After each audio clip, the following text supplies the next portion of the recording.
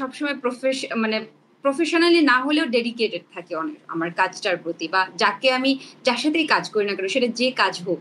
হ্যাঁ। এই আমরা লাইভে চলে আসছি। আমাদের সাথে আজকে আছেন গোপা দেবী চাকমা বনি দিদি। হ্যাঁ। এই তো দিদি, আপনার মুখ থেকে আমরা আপনার পরিচয় শুনবো। Gopa Debi Chakma is my school name. আচ্ছা এটা, আর বাণী হচ্ছে আমার বাবা ডাকতেন ছোট, আচ্ছা কিন্তু সোশ্যাল মিডিয়াতে আমাকে কিন্তু বাণী এঞ্জেল দেবী নামেই সবাই চিনে। আচ্ছা। এটা অলমোস্ট 2014 থেকে আমার ফেসবুক যখন আমি নতুন আকারে স্টার্ট করেছিলাম, আগে হুম আমার হুম। গোপা দেবী চাকমা নামই আইডি ছিল। আচ্ছা। অবশ্য আমার স্কুল নেমের আইডিটা এখনো আছে, কিন্তু হ্যাঁ হ্যাঁ। নতুন করে যখন আমি 2014 থেকে নতুন করে পথ চলা শুরু করলাম, তখন থেকেই বাণী এঞ্জেল দেবীটাই রয়ে গেল আর কি। তো এখান থেকেই মোটামুটি আমাকে সবাই চিনে বাণী এঞ্জেল দেবী, বাট গোপা দেবী নামে খুব কম চেনে। যাই হোক, আমাকে বাণী আচ্ছা। বলে আমি কমফোর্ট হ্যাঁ, থাকবো। আর এই গোপা দেবীর নামটা কিন্তু খুবই ইন্টারেস্টিং। এই গোপা হ্যাঁ, দেবী নামটা আসছে হচ্ছে যে বৌদ্ধ ধর্মের, মানে যে হ্যাঁ, সিদ্ধার্থ যিনি ছিলেন, মানে গৌতম বুদ্ধ, ওনার হ্যাঁ। মায়ের নাম ছিল মনে হয় গোপা দেবী, তাই না? গৌতম বুদ্ধের ওয়াইফের নাম ছিল ওয়াইফের গোপা। নাম মায়ের গোপা দেবী, আর মায়ের নাম ছিল মায়া দেবী, মহা না? হ্যাঁ, হ্যাঁ, মায়া। মহামায়া দেবী, হ্যাঁ হ্যাঁ হ্যাঁ। আরে আমি সব ভুলে যাচ্ছি। যেহেতু আমরা তো বুদ্ধিস্ট রিলিজিয়াস আমাদের, তো হ্যাঁ আমার হ্যাঁ। বাবা হচ্ছে তার মাথায় আসছে, এটা কোনো একদম প্ল্যান করে প্রোগ্রাম করে এরকম না, যে বাবার মাথায় আসছে গোপা দেবীর নাম রাখবে। অবশ্য দেবীটা দেওয়ার রিজনটা হচ্ছে আমার মা আবার হচ্ছে ত্রিপুরা। ও আমার মা হচ্ছে ত্রিপুরা, তো ওরা আচ্ছা। তো আবার মানে হিন্দু ধর্মটা সনাতন ধর্মীয় অবলম্বী। তো সেখান থেকে তারা চিন্তা করলো দুইজনে মিলে দুইজনের টাইটেলেই দিবে দেবী আরে আরে আপা, আমার বাপ ত্রিপুরা, আমার মা চাকমা। আমার বাবা, আমার মা হচ্ছে ত্রিপুরা, বাবা হচ্ছে চাকমা। তো এই হচ্ছে অবস্থা আর কি। আমার মার ফুল ফ্যামিলি হচ্ছে, আবার আমার এখানে আরেকটা টুইস্ট আছে, সেটাও একটু শেয়ার করি। আমার নানি হচ্ছে নেপালি। সে হচ্ছে নেপাল থেকে। হুম। আর তারা হচ্ছে, তাদের টাইটেল হচ্ছে থাপা। আচ্ছা। দার্জিলিং ওদের হ্যাঁ মেইন হ্যাঁ হ্যাঁ। হচ্ছে দার্জিলিং। ওই যে ৭১-এর যুদ্ধ হলো, আমার মানে নানা, উনি হ্যাঁ তো মুক্তিযুদ্ধের সময় অ্যাটেন্ড করেছিলেন। ওই হ্যাঁ। যে উনারা যে তখন ছিল, উনারা আর যেতে পারেনি, মানে আমার নানিরা আর যেতে পারেনি, ব্যাক যেতে পারেনি আচ্ছা আর কি, রয়ে আচ্ছা গেছে। তো আমার নানার সাথে এমনি একটা পরিচয় হলো, হয়ে সে বাংলাদেশেই থেকে গেল। আচ্ছা। এই এখনো আছেন, বেঁচে আছেন, নানি এখনো বেঁচে আছেন। ওয়াও, ইন্টারেস্টিং ঘটনা। এটাও তো জানতাম না। আর right now her age is almost 92। 92? উনি কি এখনো হাঁটাচলা করতে পারে ঠিকঠাক? হ্যাঁ, হ্যাঁ, হ্যাঁ, এখনো বাহ। মাছ করতে পারেন। ওয়াও, আর কি সবসময় অ্যামেজিং। একটা একটা বান করবে এখানে উঁচু করে। হ্যাঁ ওর হ্যাঁ। ওর ওর ওর চুল হচ্ছে একদম হাঁটু পর্যন্ত। ইভেন আরো ইন্টারেস্টিং ব্যাপার হচ্ছে, আমরা তো বিউটি ইয়ে নিয়ে কত কিছু করি, কত ইউজ করি, স্টিল নাও সে এখনো ইউজ করে হচ্ছে বাংলা সাবান, চাকা বল সাবান। চুল ধোয়ার জন্যে? হ্যাঁ, আমি আমার নানিকে দেখতাম যে হচ্ছে যে ওই যে বাংলা সাবান দিয়ে, আমরা তো বাংলা সাবান বলি। হ্যাঁ, হ্যাঁ, তো বাংলা বাংলা সাবান। সাবান দিয়েই হচ্ছে যে মাথার চুল ধুইতেছে, তার শ্যাম্পু ট্যাম্পু কিছু লাগবে না। না, আমাদেরকে গেলে বলে কি, তোমরা এইগুলো ইউজ করো, এত টাকা খরচ করো, দেখো আমরা হচ্ছে বাংলা সাবান দিয়ে মাথায় ওয়াশ করি, আমাদের চুলে কিছু আছে। আবার আমাদের চুল অনেক লম্বাও। হ্যাঁ, এই কথাগুলো শুনেন, ওয়াও। হ্যাঁ, এটা বলে আর কি। তো তো ওই যে ওই বাবা চাকমা, মা হচ্ছে ত্রিপুরা। আমার হ্যাঁ। আবার নানু নানু হচ্ছে নেপালি। তো আমরা আচ্ছা। হচ্ছে আবার একটু সব মিক্সড আর কি। ইয়াস, আমি দেখতে পাচ্ছি এটা পুরাটা একদম কম্বো মিক্স, সব জায়গায় সবাই আছেন। হ্যাঁ, সবাই আছে মানে, এটা আসলে প্ল্যান ওয়াইজ তো হয় না, যার সাথে যার রদ বাঁধা থাকে বলে না, ওইটাই আর কি। যার যেমন কপালে যেই থাকে, এই যে কপাল তো থাকে, খণ্ডানো যায় না ভাই। মানে না। যেটা কপালে আছে ওটা হবে। হ্যাঁ, সেটাই। আর দিদির ছোট, মানে দিদি একটু আগে বলতেছিলেন যে দিদির বাবা হচ্ছে যে যেহেতু সরকারি চাকরিজীবী, তো হুম, হুম। তাহলে তো দিদির মনে হয় অনেক জেলা শহরগুলোতে বড় হওয়া হয়েছে। আম আমার বাবার চাকরির সূত্রে, হ্যাঁ, আমি কুমিল্লা জেলার মধ্যে অনেকগুলো জেলা ঘুরেছি আমার বাবার সাথে। আমার বাবা যখন ফার্স্ট টাইম তখন তখন কি তখন খালেদা জিয়ার হয়তোবা আমল ছিল তখন, আমার যতটুকু মনে আছে ইলেকশনের ডিউটিতে আমি রাজারবাগ পুলিশ লাইনে বাবার সাথে আসছিলাম। আচ্ছা, আচ্ছা। ইলেকশন ডিউটির জন্য 1 মাসের জন্য ব্যারাক থেকে নিয়ে আসা হয় বিভিন্ন জেলা থেকে। হ্যাঁ, হ্যাঁ, তো হ্যাঁ। ওই সময় আমি ফার্স্ট হচ্ছে ঢাকায় আসছি, তখন আমার বয়স কত হবে 7 কিংবা 8। হ্যাঁ, হ্যাঁ, বাবাকে খুব বেশি ভালোবাসতাম, মানে আমার বাবা ছাড়া আমি কিছু বুঝতাম না। তো হ্যাঁ। বাবার সাথে আমি ট্রেনে করে আসছিলাম, আমার এখনো মনে আছে। আর আসার পরেই হচ্ছে ঢাকা যে রাজারবাগ পুলিশ লাইন সেখানে হচ্ছে আমি উঠেছিলাম। আমি 3 দিনের বেশি থাকতে পারিনি, কান্নাকাটি করেছি। বাবা আবার ওখান থেকে ছুটি নিয়ে আমাকে আবার কুমিল্লায় রেখে আসছিল। তো আহা! বাবার সাথে মোটামুটি কয়েকটা জায়গা ঘোরা হয়েছে আমার। কিন্তু আচ্ছা। ওইভাবে বাবা আছে না যে পুলিশের লোকজন বিভিন্ন জায়গায় পোস্টিং হয়ে হয়ে যায়, আমার হ্যাঁ, বাবা হ্যাঁ। কিন্তু একটা জায়গায় ছিলেন, মানে আচ্ছা, কুমিল্লা। আচ্ছা। তার যদি পোস্টিং এর অর্ডার আসতো তাহলে সে অ্যাপ্লিকেশন করে সে মানে এটাকে করতো আর কি, ক্যান্সেল করে দিত। তো সময় লাগতো বেশ, কিন্তু তার যে উপরি মহলের যে স্যাররা ছিলেন ওরা এটাকে কম্প্রোমাইজ করতো আর কি। আচ্ছা। তাহলে দিদির হচ্ছে বড় হওয়া স্কুল, কলেজ কি কুমিল্লায় ছিল? হ্যাঁ, কুমিল্লায়। আমার এসএসসি আমি কুমিল্লা থেকে দিয়েছি। কুমিল্লা আমার পুলিশ লাইন স্কুল। ১ম এ আমি ফয়জুন্নেসাতে খুব ট্রাই করেছিল। আমার আসলে আমি কিন্তু লেখাপড়ায় এত ভালো না।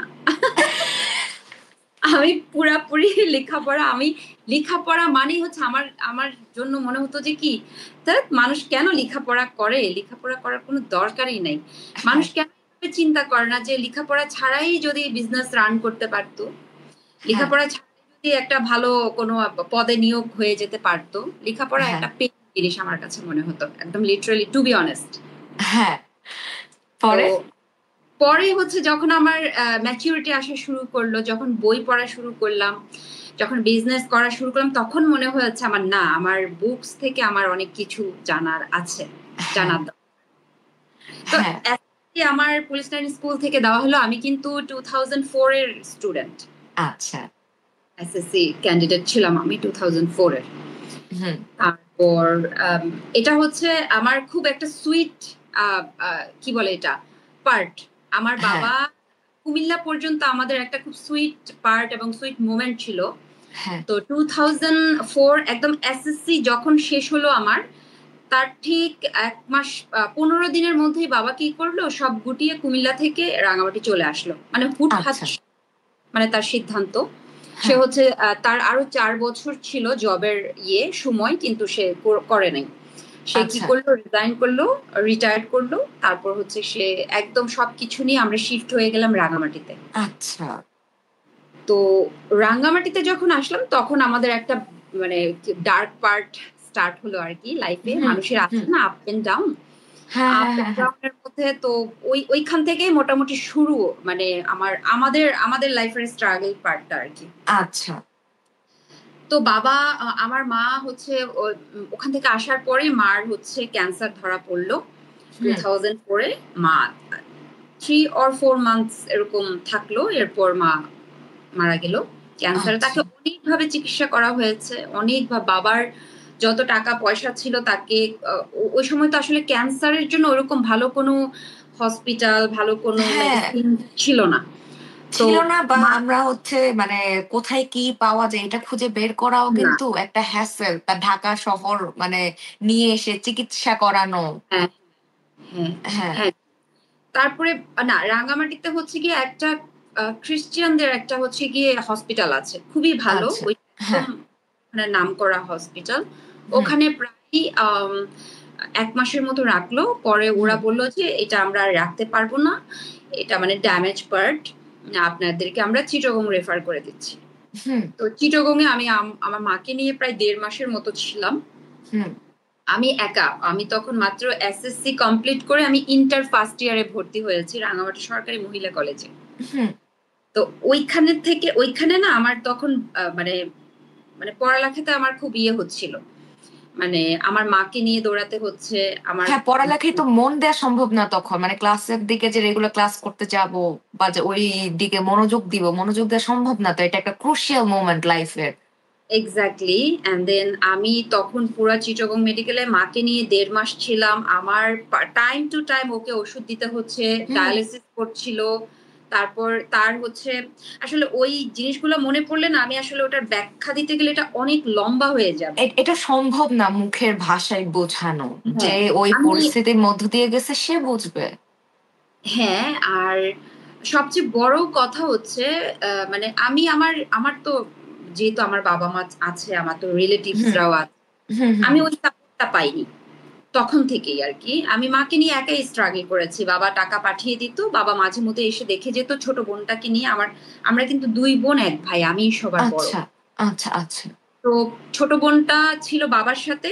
ও এখানে আবার আরেকটা হচ্ছে স্টোরি, সেটা হচ্ছে আমরা রাঙ্গামাটি সদরে ছিলাম হচ্ছে মাত্র 6 থেকে 7 মাস। ওকে। এরপরে এরপরে হচ্ছে আমার মার রিলেটিভস এর সাথে মানে খুব একটা মানে বাজে একটা সিচুয়েশন হয় আমার বাবার সাথে।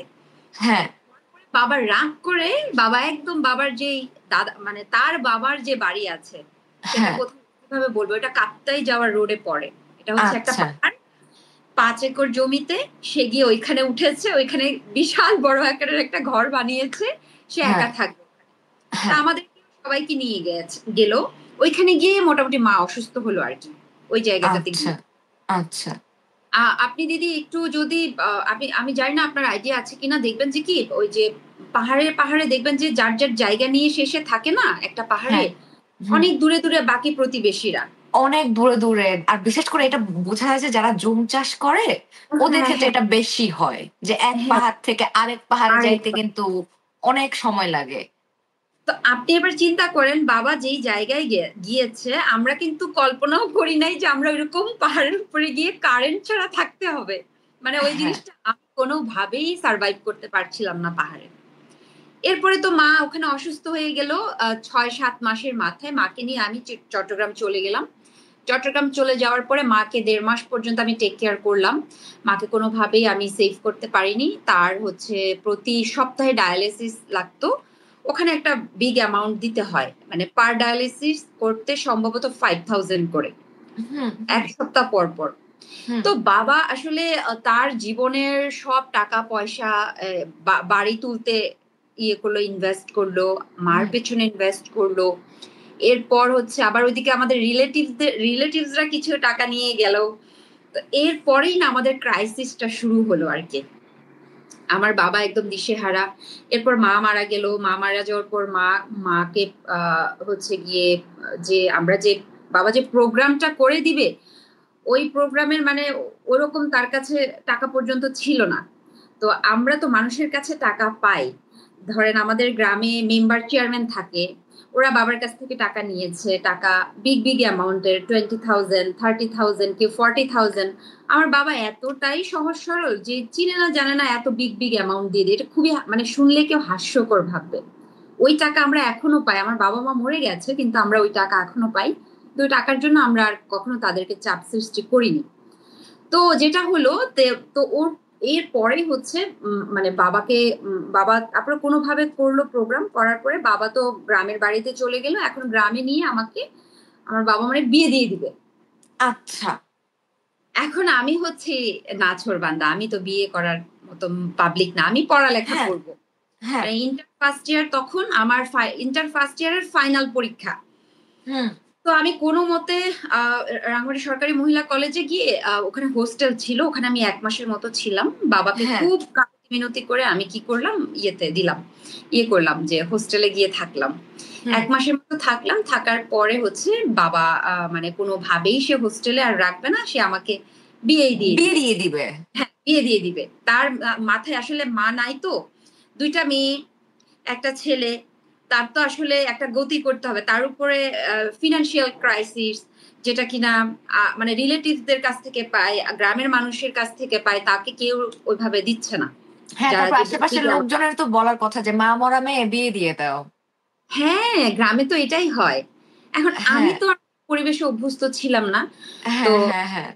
উম ছোটবেলা থেকে একটা জিনিসের খুব আমার স্বপ্ন ছিল, মানে আমি এটা খুব স্বপ্ন দেখতাম।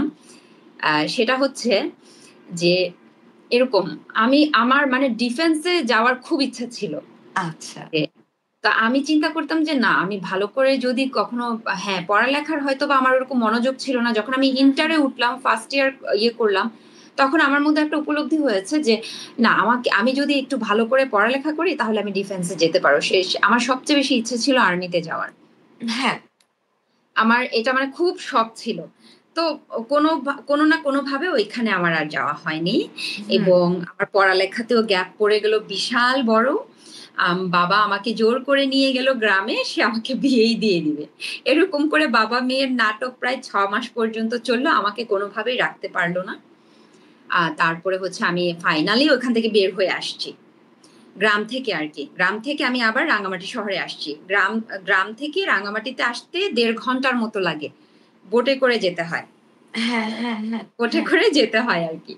হ্যাঁ। তারপরে হচ্ছে তো আমার বাবাকে আমি বললাম যে বাবা, তুমি আমাদেরকে সারা জীবন টাউনে রেখেছো, আমাদেরকে এইভাবে মানে আমাদেরকে কখনো অভাব জিনিসটা দেখতে দাওনি, তারপর আমরা কখনো সেটা দেখিনি, কিন্তু এইখানে এইখানে এসে তুমি এই এতগুলো টাকা খরচ করে এখানে বাড়ি বানানোরটার দরকারটাই বা কি ছিল। তো আমাদের বাবা মেয়ের তখন খুব আর্গুমেন্ট চলতো এই সমস্ত জিনিস নিয়ে, কারণ ওর সাথে না আমার মানে বাবার সাথে আমার চিন্তা ভাবনা কোনোভাবেই যাচ্ছিল না। তো আমি তাকে বলতাম যে তুমি এখানে আমাদের বাড়িটা করতে ওই সময়ে 1,80,000 মতো লেগেছিল, 2004 এর দিকে কথা বলছি আমি। 4 এর দিকে। তো তুমি যদি ওই সময়, আপনি যদি চিন্তা করেন দিদি, ওই সময় যদি আরেকটু টাকা খরচ করতো, 2 লাখ or 3 লাখ যদি সে ইনভেস্ট করতো, তাহলে কিন্তু টাউনে একটা বাড়ি সহ সে একটা জায়গা কিনতে পারতো। না কিন্তু ওখানে তো আরেকটা ঝামেলা, তখন তো আন্টির ক্যান্সার ধরা পড়লো, তারপর হচ্ছে আন্টির পেছনে চিকিৎসা, তারপর আত্মীয় স্বজন তো আছে যে আরে রিটায়ার করে ফিরছে বাসায়, নিশ্চয়ই মোটা অঙ্কের হ্যাঁ, টাকা নিয়ে আসছে, একটু গিয়ে হুম টাকা চায়, ধার চায়। তো হুম। এরকম করে তো অনেকেই আবার মানে টাকা তো হেরফের হয়েছে এদিক সেদিক। হেরফের মানে বলতে গেলে সবচেয়ে বড় যেই জিনিসটা করেছে যে আমাদের রিলেটিভ, খুব ক্লোজ রিলেটিভ, সেটা আমার মায়ের দিকে রিলেটিভ, সেটা হচ্ছে কি একটা বিগ অ্যামাউন্ট নিয়ে গেছে যে জায়গা দিবে বলে, 2,70,000 এর মতো তখন উনিই নিয়ে গেছে। ওই টাকাটা আমরা আর পাইনি। তখনই আসলে আমাদের ক্রাইসিসটা চলতে থাকে। তখন তো আসলে মানে কি বলবো যে 3টা বাচ্চা, 3টা বাচ্চার পড়ালেখার খরচ আছে, একটা সংসার চালানোর খরচ আছে। উনি হচ্ছে অসুস্থ থাকার কারণে ইয়ে করলো, রিটায়ারমেন্ট করলো। 4 বছর তার কিন্তু জবের ইয়ে ছিল, সময় হুম ছিল। হুম তারপরেও হুম। সে রিটায়ারমেন্ট করে চলে আসলো। হ্যাঁ, কিছু কিছু জায়গায় সে জিদও করেছিল আর কি, কিছু তার অভিমান রাগ এগুলো থেকেও সে এই কাজ করেছে। তো বাবাকে না, যখন আমি সে মানে গ্রামের বাড়িতে গিয়ে জায়গাটা মানে বাড়িটা তুলে, তখনও মা জীবিত ছিল। আচ্ছা। তখন থেকেই বাবার সাথে আমার আর্গুমেন্ট চলতো আর কি। ওই যে ফার্স্ট ইয়ার আমি তখন ফাইনাল দিব, ওই সময় থেকে বাবার সাথে আমার একটা আর্গুমেন্ট চলতো যে তুমি কেন এই মুড়ার উপরে এসে তুমি বাড়ি করেছো, তুমি আরেকটু টাকা ইনভেস্ট করলেই তো তুমি ওখানে নিতে পারতা। একটু শহরের সাইডে যেখানে একটু কারেন্ট হ্যাঁ থাকবে, একটু আলো থাকবে। মানে হ্যাঁ, গ্রামের ওই সাইডে তো আসলে কারেন্ট নাই বলতে কারেন্ট নাই, হচ্ছে যে নাই, কেরোসিন দিয়ে চেরাগ নিয়ে বা হচ্ছে হ্যাঁ হারিকেন নিয়ে হ্যাঁ আমাদের পড়ালেখা হ্যাঁ, থেকে শুরু করে পড়ালেখা, এভরিথিং করতে হয়, রান্না বান্না থেকে শুরু হ্যাঁ করে এভরিথিং। তারপর পাহাড়ের এক্স্যাক্ট। উপরে পানি পাওয়াও একটা কঠিন, যে পাহাড়ের নিচ থেকে গিয়ে পানি নিয়ে আসা, এটাও হুম একটা হুম। স্ট্রাগল। আর কারেন্ট না থাকলে মানে ওই সময়ে পানি কোত্থেকে আসবে? হ্যাঁ, কোত্থেকে আসবে, পানি শুকিয়ে গেলে তো ওখানে আরো কষ্ট। এগুলার সম্পর্কে তো আমাদের কোনো ধারণাই ছিল না। মানে হ্যাঁ। এরকম লাইফে আমরা যা পৌঁছাবো ওইটা আমাদের মানে একদম আমরা কল্পনার বাহিরে। তারপরে বাবা ওখানে গিয়ে নৌকা কিনলো, বোট কিনলো, ওইখানেও তো একটা টাকা ইনভেস্ট হলো তার। হুম দেন গিয়ে যেটা হলো, তো বাবার সাথে আমি আর্গুমেন্ট করে বের হয়ে আসলাম। তো এটা আমার বলা ঠিক হবে কিনা জানি, তারপর আমার বলতে হবে, না হলে হুম পয়েন্টটা স্কিপ করে গেলে আপনি বুঝতে পারবেন না। হুম তো হুম। ওখানে আমাদের তো কিছু সংগঠন থাকে। হ্যাঁ। হ্যাঁ, ওখানে সংগঠন থেকে 2 জন ইয়ে এসে, মানে আমি নাম বলছি না সংগঠনের, তো ওই রাজনৈতিক সংগঠন থেকে আমার আমাদের বাবার সাথে, পাহাড়ি ও স্থানীয় দলের রাজনৈতিক হ্যাঁ লোকজনই তো। হ্যাঁ, হ্যাঁ। ওখান থেকে আমাকে চাইলো যে আপনার মেয়ে তো খুবই স্মার্ট, আপনার মেয়ে এরকম, আপনার মেয়েকে আপনি শহরে রাখবেন না, তাহলে হয়তোবা বাঙালি বিয়ে করে ফেলবে। আমার বাবার মনে একটা ভয় ঢুকিয়ে দিল আরকি। তো এখানে থাকলে আমাদের এই সংগঠনের মধ্যে জড়িত হলে তাহলে আমাদের কালচার সম্পর্কে জানবে, আমাদের কালচার সম্পর্কে তো ও কিছুই জানে না। তো এরকম করে তো আমার বাবার কাছ থেকে কি করলো, এখন আমি বাধ্য, আমি তো মানে ছোট মানুষ, তখন আসলে আমার তো কোনো নিজে থেকে সিদ্ধান্ত নেওয়ার কোনো কিছু নাই। না বাধ্য হয়ে আমি প্রায় 1 বছরের মতো ওই রাজনৈতিক সংগঠনের সাথে আমি জড়িত ছিলাম। পরে কেমন লেগেছে? আপনি পাহাড়ের কালচার শিখতে পেরেছিলেন? আম, আসলে দিদি, টু বি অনেস্ট যদি বলি, আমাদের তাদের মানে চিন্তা ভাবনার সাথে না যেই ইয়েটা যায় না, মানে না। তারা যেই চিন্তাটা করে আহ, একটা জনগোষ্ঠী যখন তার দাবি আদায় করার জন্য যখন একটা মটো থাকে, রাইট, একটা মটো থাকে, হ্যাঁ, হ্যাঁ, হ্যাঁ, হ্যাঁ। ওই মটোর উদ্দেশ্য করে যদি কোনো কাজ না হয়, কোনো প্রতিক্রিয়া না হয়, তাহলে ওই সংগঠনটা না করাটাই বেটার। ওখানে হ্যাঁ, আসলে কিছুই হয় না, ওখানে বরং আরো বাজেভাবে গোঁড়ামিটা আসে, গোঁড়ামিগুলো শেখানো হয়। তারপরে আরো এদিক সেদিক থেকে অনেক কিছু কালেক্টিং এর ব্যাপার স্যাপার থাকে, যেগুলো আমার আমার যাচ্ছিল না, আমার সাথে কোনোভাবেই যাচ্ছিল না। তারপরে আমি দাঁত খিচে আমার 1 বছর থাকতে হয়েছে, না হলে আমি ওখান থেকে বের হতে পারছিলাম না, কারণ আমার হ্যাঁ। বাবাকে পুরা ব্রেন ওয়াশ হ্যাঁ, এখন তো আপনার সারভাইভ করার জন্য সামনে যা পড়তেছে তা করতেই হবে ভাই। করতে। কারণ তো ওখানে বাবা আপনি কারো বিরুদ্ধে গেলে ওখানে আপনি হচ্ছে আন্ডার এজ ছিলেন মনে হয় তখন, 18 ও হন নাই।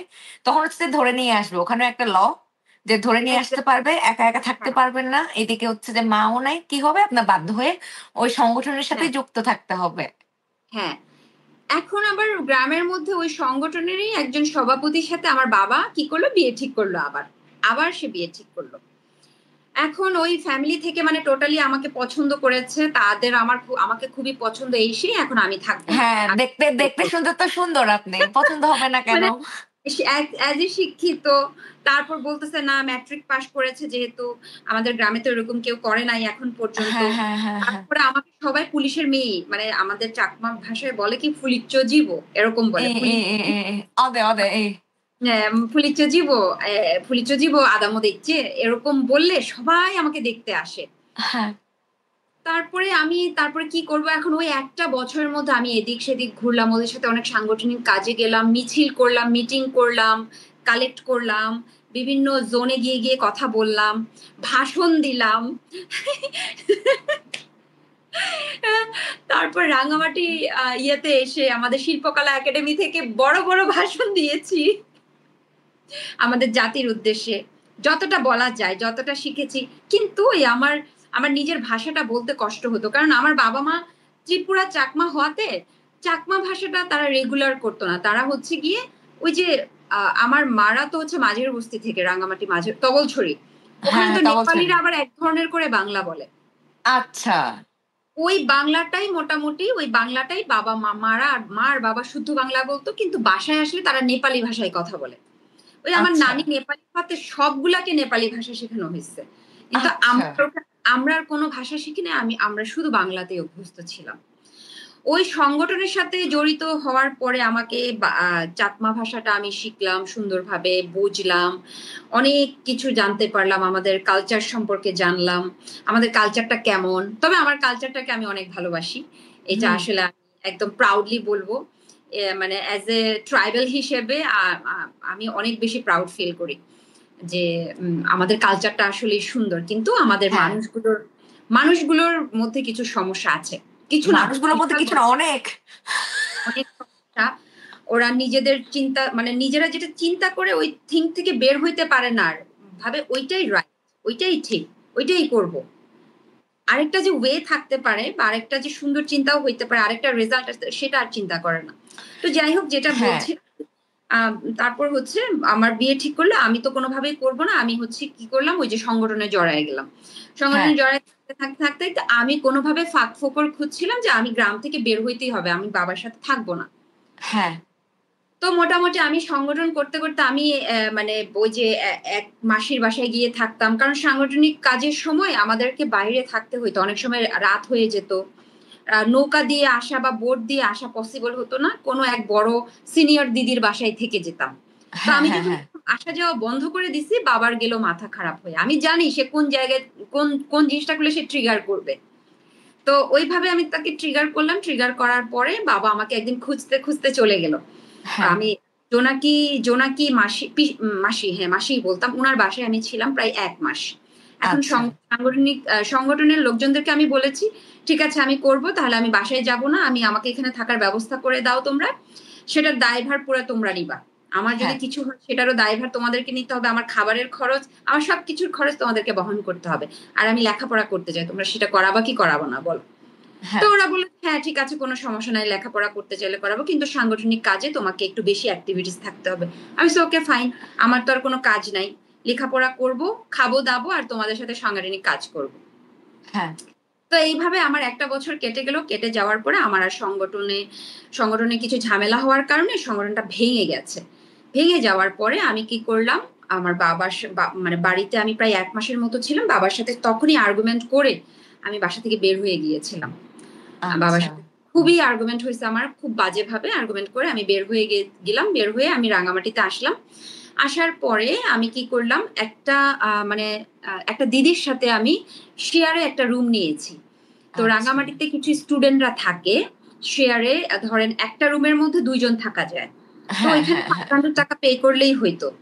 তো তো ওই সময়টাতে আমি কিছু কাজ করে আমার কিছু টাকা জমানো হয়েছে, মানে আমি 6 মাসের মতো চলতে পারবো, এরকম একটা আমার অ্যামাউন্ট জমলো। এরপর আমি সদরে এসে প্রায় 6 মাসের মতো থাকলাম। থাকার পরে আমি একটা জব খোঁজা শুরু করলাম আর কি। হ্যাঁ তো ওই চাকমা যে কমিউনিটির লোকজন আছে, দাদারা হ্যাঁ আছে, ওনারা আমাকে হেল্প করলো, যেহেতু আমি সংগঠন করতাম ওভাবে আমাকে চিনে। তো আমি একটা মানে জব খুঁজতেছিলাম। আর পড়ালেখাটা আমি কমপ্লিট করতে চাচ্ছিলাম, কিন্তু কোনোভাবে হয়ে উঠছিল না আমার পড়ালেখাটা। হ্যাঁ হ্যাঁ হ্যাঁ হ্যাঁ মানে সবকিছু মিলে না আমার লাইফটা কেমন জানি একদমই খুব মানে মাকড়সার বেড়া জালের মতো। জালের মতো হ্যাঁ হ্যাঁ হ্যাঁ মানে কোনো কিছু কুল কিনারা খুঁজে পাচ্ছি না যে কি করব, কি হবে। আমার এদিকে হচ্ছে না, ওদিকে হচ্ছে না, পড়ালেখা হচ্ছে না, আমি তো এইভাবে চলতে পারবো না। হুম হ্যাঁ, পরে হচ্ছে আমার তখন কিন্তু কোনো কুল কিনারা নাই, বাসা থেকে বের হয়ে আসছি। বাবা বলেছে আমি আর তোমাকে দেখতে যাব না এবং আসবো না, তুমিও আর আসবা না, আজকে থেকে হ্যাঁ তুমি আমার মেয়ে না, ঠিক এইভাবে বলে দিছে। হ্যাঁ আমি বলছি ঠিক আছে, আমি আর হ্যাঁ কখনোই যেদিন কিছু একটা করতে পারবো এদিনই আমি ব্যাক করব গ্রামে, বা তোমার সাথে আমার দেখা হবে। পরে হচ্ছে এরকম করতে করতে আমার একটা একটা ইলেকট্রনিক ইয়েতে আমার জব হয়ে গেল, আচ্ছা অফিসে ম্যানেজার হিসেবে। একটা হ্যাঁ ভালো একটা পদে পেলাম, আমার স্যালারিও খুব হাই। তখন তখন আমি স্যালারি পেয়েছি 8,000, ফার্স্ট আচ্ছা স্যালারি আমার।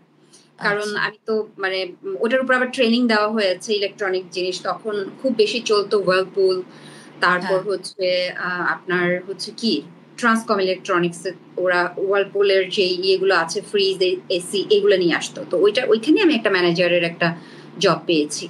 তো জব পাওয়াতে খুব ভালো বাংলা বলতে পারি, বিশেষ করে আমার কথার প্যাটার্ন দেখে মূলত মানুষ ইয়ে হয় যে না, হুম হুম হুম সে স্মার্ট, মানে সে পারফেক্ট এই জায়গাটার জন্য। হুম তো পরে ওইখান থেকে মূলত আমার আরেকটা ডার্ক পার্ট শুরু হয়েছে। ওইখানে আমি হুম একটা বিশাল বড় মিস্টেক করি। মিস্টেক করার পরে আমার লাইফে একজন আসলো। আসার পরে ওই মানুষটার সাথে আমার খুব একটা ভালো অধ্যায় চ্যাপ্টার ছিল না আর কি। হুম হুম মূলত আমার 8 ইয়ার্স অলমোস্ট আমি স্প্যান করেছি ওখানে। 8 ইয়ার্স আমার লাইফটা পুরা হেল হয়ে গেল। আপনি কি কারোর সাথে কোনো সম্পর্কে জড়িত ছিলেন? ভালোবাসার হ্যাঁ, মানুষ? হ্যাঁ, আমার সংসারও ছিল। তো আচ্ছা, আম অনেক কিছু ক্রাইসিস দিয়ে চলে যাওয়ার পরে আমি আমি তারপরে ওখানে স্ট্রাগল করে রাঙামাটিতে আমার ২ টা বিউটি স্যালন খুললাম। আচ্ছা, বিউটি স্যালনের দিকে যদি আসি, 2005 হতে আমার এই কাজের প্রতি একটু ঝোঁক বাড়লো। আ আমরা ছোটবেলায় তখন একটা ফ্যাশন টিভি নামে একটা চ্যানেল দেখতাম ডিশের লাইনে। আচ্ছা। Fashion TV. তো ওখানে যখন মডেলরা কাটওয়ার্ক মানে ইয়ে করে আসতো, ওকে। কাটওয়ার্কই তো, হ্যাঁ, ক্যাটওয়াক। ক্যাটওয়ার্কই তো বলে। ক্যাটওয়ার্ক করে আসতো, তখন আমি মডেলদের দিকে চিন্তা করতাম এরা হেয়ার স্টাইল কিভাবে করে? আর এরা কি এমন স্টাইল করে যে এখানে এত গ্লেজ দেয় বা এত শাইন করে? শাইনি পুরা হ্যাঁ, বডি পুরা হ্যাঁ, হ্যাঁ, হ্যাঁ, হ্যাঁ। তো তখন এটার উপর আমি ঘাটা শুরু করলাম। তখন তো গুগল-টুগল কিছুই নাই রে ভাই। না। আম তারপরে হচ্ছে আমি বিভিন্ন ধরনের ম্যাগাজিন বইগুলা পড়া শুরু করলাম 2005 এর থেকে। 2005 থেকেই কিন্তু আমার ওই ডার্ক পার্ট শুরু হয়েছে। আমার আচ্ছা, লাইফে। আমি এখানে একটু ইন্টারাপ্ট করি আপনাকে। হ্যাঁ ২০০৫ সাল থেকে যদি এইটা শুরু হয়, তার মানে ২০০০ এর মধ্যে কি আপনার ইন্টার কমপ্লিট হয়ে গেছে? হ্যাঁ, ইন্টার কমপ্লিট আমি পরে আসছি কিভাবে আচ্ছা, করেছে। আমার তো আচ্ছা, ওখানে তাইলে হচ্ছে বিশাল বড় কিন্তু একটা গ্যাপ চলে গেল। আমার পুরো আচ্ছা, 2 বছর আমি পিছিয়ে গিয়েছি। আচ্ছা, দেন হলো যেটা আমি আসলাম 2005, হ্যাঁ 2005 এর দিকে আমি একটা মানুষের সাথে জড়াই গেলাম। তারপর আমার একটা ফ্যামিলি হলো, খুব সুন্দর সংসার করছিলাম। সেই তারপর মানুষটা কি পাহাড়ি কেউ ছিল? হ্যাঁ, চাকমা। আচ্ছা, আচ্ছা, মাই- আচ্ছা, আচ্ছা, হ্যাঁ, তারপর তারপর তার লাইফেও একটা অধ্যায় ছিল। ওইটা কেন কেন জানি কিভাবে জানি হয়ে গেল। আসলে ওই সময়টা তো আমার মানে 18, আমি তখন মানে একদম কি বলবো আবেগে আপ্লুত একজন মানুষ। তখন আমি মানে কোনটা ভালো কোনটা মন্দ বোঝার মতো তখন আমার আবেগ কাজ করছিল। আবেগে মানে তখন আমি আবেগে আপ্লুত বলে না, উড়ো উড়ো না, অবস্থা। না দিদি, এখানে আরেকটা ফ্যাক্ট আছে। মানে আপনার হচ্ছে ১ম এ আপনি স্কুলে পড়ছিলেন হচ্ছে যে মানে এসএসসি পর্যন্ত পড়ছেন কুমিল্লায়। আপনি হুম হচ্ছে গ্রামের পরিবেশে যান নাই। পরে হচ্ছে যে আপনার বাবা হুটহাট করে ডিসিশন নিল সে হচ্ছে যে রাঙামাটি চলে যাবে চাকরি রিটায়ার্ড হুম করে। রাঙামাটি হ্যাঁ গেল। তাও হ্যাঁ শহরে থাকলো না। সে একদম না একটা গ্রামে হচ্ছে যে একটা পাহাড়ের উপর ঘর না বানাইলো। এর তখন মধ্যে ছিল আবার আন্টির শরীরে হচ্ছে যে ক্যান্সার না ধরা পড়ল। একটু হ্যাঁ, শহরে ছিল, আমি বলেছি 6 মান্থের মতো শহরে ছিল। ওই যে তার আমার মার যে রিলেটিভসরা যে এখন বিগ অ্যামাউন্টের একটা ফিনান্স টাকা নিয়ে গেছিল। টাকা নিয়ে গেল, ফিনান্সিয়াল যে একটা ক্রাইসিস হলো, ওই যে একটা যে তার সাথে যে একটা বিট্রে করলো, তখন হ্যাঁ। সে কামে চলে গেছে। হ্যাঁ, এই তো। তো আপনার হচ্ছে যে সবকিছু মিলে আপনার নিজে যে একটা মানে ভালো ডিসিশন নিবেন, এর মধ্যে আবার মাঝখানে শুরু হলো আপনার সংগঠন করতে হবে, নইলে বিয়ে দিবে বা হচ্ছে বিয়ের হুম একটা হচ্ছে চাপ। চাপ তো আপনি কি চাপ করবেন? মানে পরে বাসা থেকে বের হয়ে আপনি রাঙামাটিতে আসলেন, এসে হচ্ছে যে একটা হ্যাঁ চাকরিও ম্যানেজ করলেন, হোস্টেলে থাকলেন। এরপর ওই ১৮ বছর বয়সে মানে আমরা যে ডিসিশন গুলো নিয়েছি, যে কাজগুলো করেছি, এগুলো তো আমরা না বুঝে করে থাকি। মানে ওই সময় তো আমরা বাচ্চা ভাই। বাচ্চা বলতে হচ্ছে যে আমরা একটু অ্যাডাল্ট হয়েছি কিন্তু আমরা তো মানে ওই চিন্তা ওভাবে হ্যাঁ চিন্তা করতে পারি সুস্থভাবে না। হ্যাঁ সুস্থ যে একটা মানে সিদ্ধান্ত নিব যেটা কোনটা সঠিক কোনটা হুম, হুম, ভুল, হুম। সেটা তো আমাদের তখনও ওই রকম মেন্টালিটি বা ম্যাচুরিটি আসেনি। ম্যাচুরিটি আসে না। তারপরে ওই সময় একটা মানে একটা খুব মিস্টেক হয়ে গেল। ওই মিস্টেকটা আমার প্রায় মানে আমার ওইটা স্ট্রাগল করতে হয়েছে প্রায় 8 বছর। 8 বছর আমি ইতিতা মানে শেষ করলাম আর কি। হুম, এন্ড অফ দ্য 2014 এসে আমি এটা হচ্ছে গিয়ে স্টপ করে দিয়েছি। ওইখানে ওই অধ্যায়টা আসলে আমি বলতে চাই না, কারণ ওইটা আমার মানে এক ধরনের টর্চার ছিল, যেটা আসলে এটা আমি থাক ওর সম্পর্কেও আমি আসলে ওকেও আমি এখানে খুব একটা কালার করতে চাচ্ছি না। বা আমিও ওই জিনিসটা ইয়ে করতে চাচ্ছি না। কিন্তু 8টা বছর আমার একটা লাইফে খুব ডার্ক পার্ট চলে গেছে। এগুলো আমাদের মানে যারা আমার সারাউন্ডিং পিপলস ছিল রাঙ্গামাটিতে তারা অনেকেই জানে। হুম, হুম, হুম, তো হুম, ওই যখন ওর সাথে এইটা হলো, আমার তো জবটা চলে গেল। জবটা ছেড়ে দিলাম। আমি তখন তার সাথে সেটেল হলাম। সেটেল হওয়ার পরে রাঙ্গামাটিতে কিছুদিন ছিলাম, 2 মাসের মতো। এরপর আমি চট্টগ্রামে এসে সেটেল হই। হুম, চট্টগ্রামে সে আমাকে সেটেল করে। তো রাঙামাটি থেকে চট্টগ্রাম আসতো, হুম, এভাবেই আর কি আসা যাওয়া আসা যাওয়া। এর মধ্যে আমি যেটা করলাম, তখন আমি ওই যে আমার ছোটবেলায় যে একটা থিং ছিল যে এই মহিলা এই কাট ওয়ার্ক করে, আচ্ছা এইটা এভাবে মেকআপ করে, কিভাবে করে, মেকআপটা কি জিনিস, হেয়ার স্টাইল কিভাবে করে, চুলগুলো এত কিভাবে প্যাঁচায় প্যাঁচায়। এখান থেকে এই কিউরিয়াস থেকে মোটামুটি আমি বিভিন্ন ধরনের ম্যাগাজিন পড়া শুরু করলাম, টিভি দেখা শুরু করলাম, কোথায় হুম, ফ্যাশন সম্পর্কে মানে খুব বেশি জানা যায় ওই হুম, জিনিসগুলো বের করলাম। তারপরে হচ্ছে হুম, আমি নীলক্ষেত চলে যেতাম। নীলক্ষেত গিয়ে আমি ওই যে ম্যাগাজিন গুলো বইগুলো যে না হ্যাঁ একটা দুইটা সিনিয়র দিদি ছিল হুম। আমার সাথে, সংগঠনের সাথে পরিচয়, সংগঠন থেকে পরিচয়। ওই দিদিদের কাছ থেকে জিজ্ঞেস করে কোথায় এই বইগুলা পাওয়া যায়, ওরা আবার বলে আচ্ছা, দিত আমাদের। তো সবকিছু ওরা সাজেস্ট করতো, মোটামুটি আমি এইদিক ওদিক সেদিক থেকে কালেক্ট করতাম। হ্যাঁ, কালেক্ট করে পড়া শুরু করলাম। 2005 এর লাস্টের দিকে আমি সেপ্টেম্বর ও জুন জুলাইয়ের দিকে মোটামুটি আমি কি করলাম, টোটালি আমি এটার উপরে ফোকাস করলাম যে না আমার আচ্ছা, কাজ। তখন আমি মানে কিছু টাকা ছিল আমার, টাকা ছিল ওইটা, এবং ওর কাছ থেকে কিছু টাকা নিয়ে আমি হচ্ছে গিয়ে কাজটা শিখলাম। আমার আচ্ছা তখন 15,000 এর মতো লেগেছে পুরো ফুল কোর্সটা নেওয়ার জন্য। আচ্ছা চট্টগ্রামে প্রায় আমি ২ বছরের মতো ছিলাম। 2008 এর দিকে আমি চলে গেলাম আবার রাঙামাটি। হ্যাঁ ওর সাথেই চলে গিয়েছি আরকি। তো হ্যাঁ 2008 থেকে মোটামুটি ওখানে গেলাম। যাওয়ার পরে আমি কি করলাম, যে বাসাটা নিয়েছি সেই বাসার মধ্যে আমি একটা রুমে প্র্যাকটিস করা শুরু করলাম। আচ্ছা এই বিউটিফিকেশন এর উপরে আরকি। যা, যা শিখে হ্যাঁ গিয়েছি ওখানে, হ্যাঁ হ্যাঁ ওইখানে প্র্যাকটিস করা শুরু করলাম। কিন্তু আমার তো ইনস্টলমেন্ট লাগবে। আমি তো এমনি, এমনি ফেসিয়াল করতে পারব না। এত টাকা আমি কোথায় পাবো? ওর কাছ থেকে আমি তো এত টাকা নিতে পারব না। বা আমার একটা ইগোতে লাগছিল যে আমি আমার হ্যাঁ ওর কাছ থেকে নিবো? কেন নিবো? আমি ওর কাছ থেকে নিবো না। হ্যাঁ তো এখন আমি প্রায় ৩-৪ মাস চিন্তা করলাম যে আমি এই মানে বাসা থেকে যে শুরু করব, কিন্তু আমার তো প্রোডাক্ট লাগবে। প্রোডাক্ট ছাড়া তো আমি করতে পারব না। চেয়ার লাগবে, লুকিং হুম গ্লাস লাগবে, একটা ছোট্ট সাইনবোর্ড লাগবে। তো হ্যাঁ এগুলো আমি কোথা থেকে ম্যানেজ করবো? এগুলোর জন্য তো আমার মিনিমাম ওই সময়ে আমার ১৫,০০০-২০,০০০ টাকা একটা ইনভেস্টমেন্ট আরো মানে বেশি লাগার কথা, আরো আরো না, বেশি হওয়ার কথা। না ১৫,০০০-২০,০০০ এর মধ্যে হয়ে যাচ্ছিল। তখন আচ্ছা ইয়ে কি বলে, ইনস্টলমেন্ট গুলোর দামগুলো অনেক কম ছিল। প্রাইস গুলো কম আচ্ছা ছিল। আচ্ছা আচ্ছা তো আমাদের এখন যেরকম আমি আমার সেলুনেই প্রায় ২৫,০০০ টাকার চেয়ার এখন ইউজ করছি।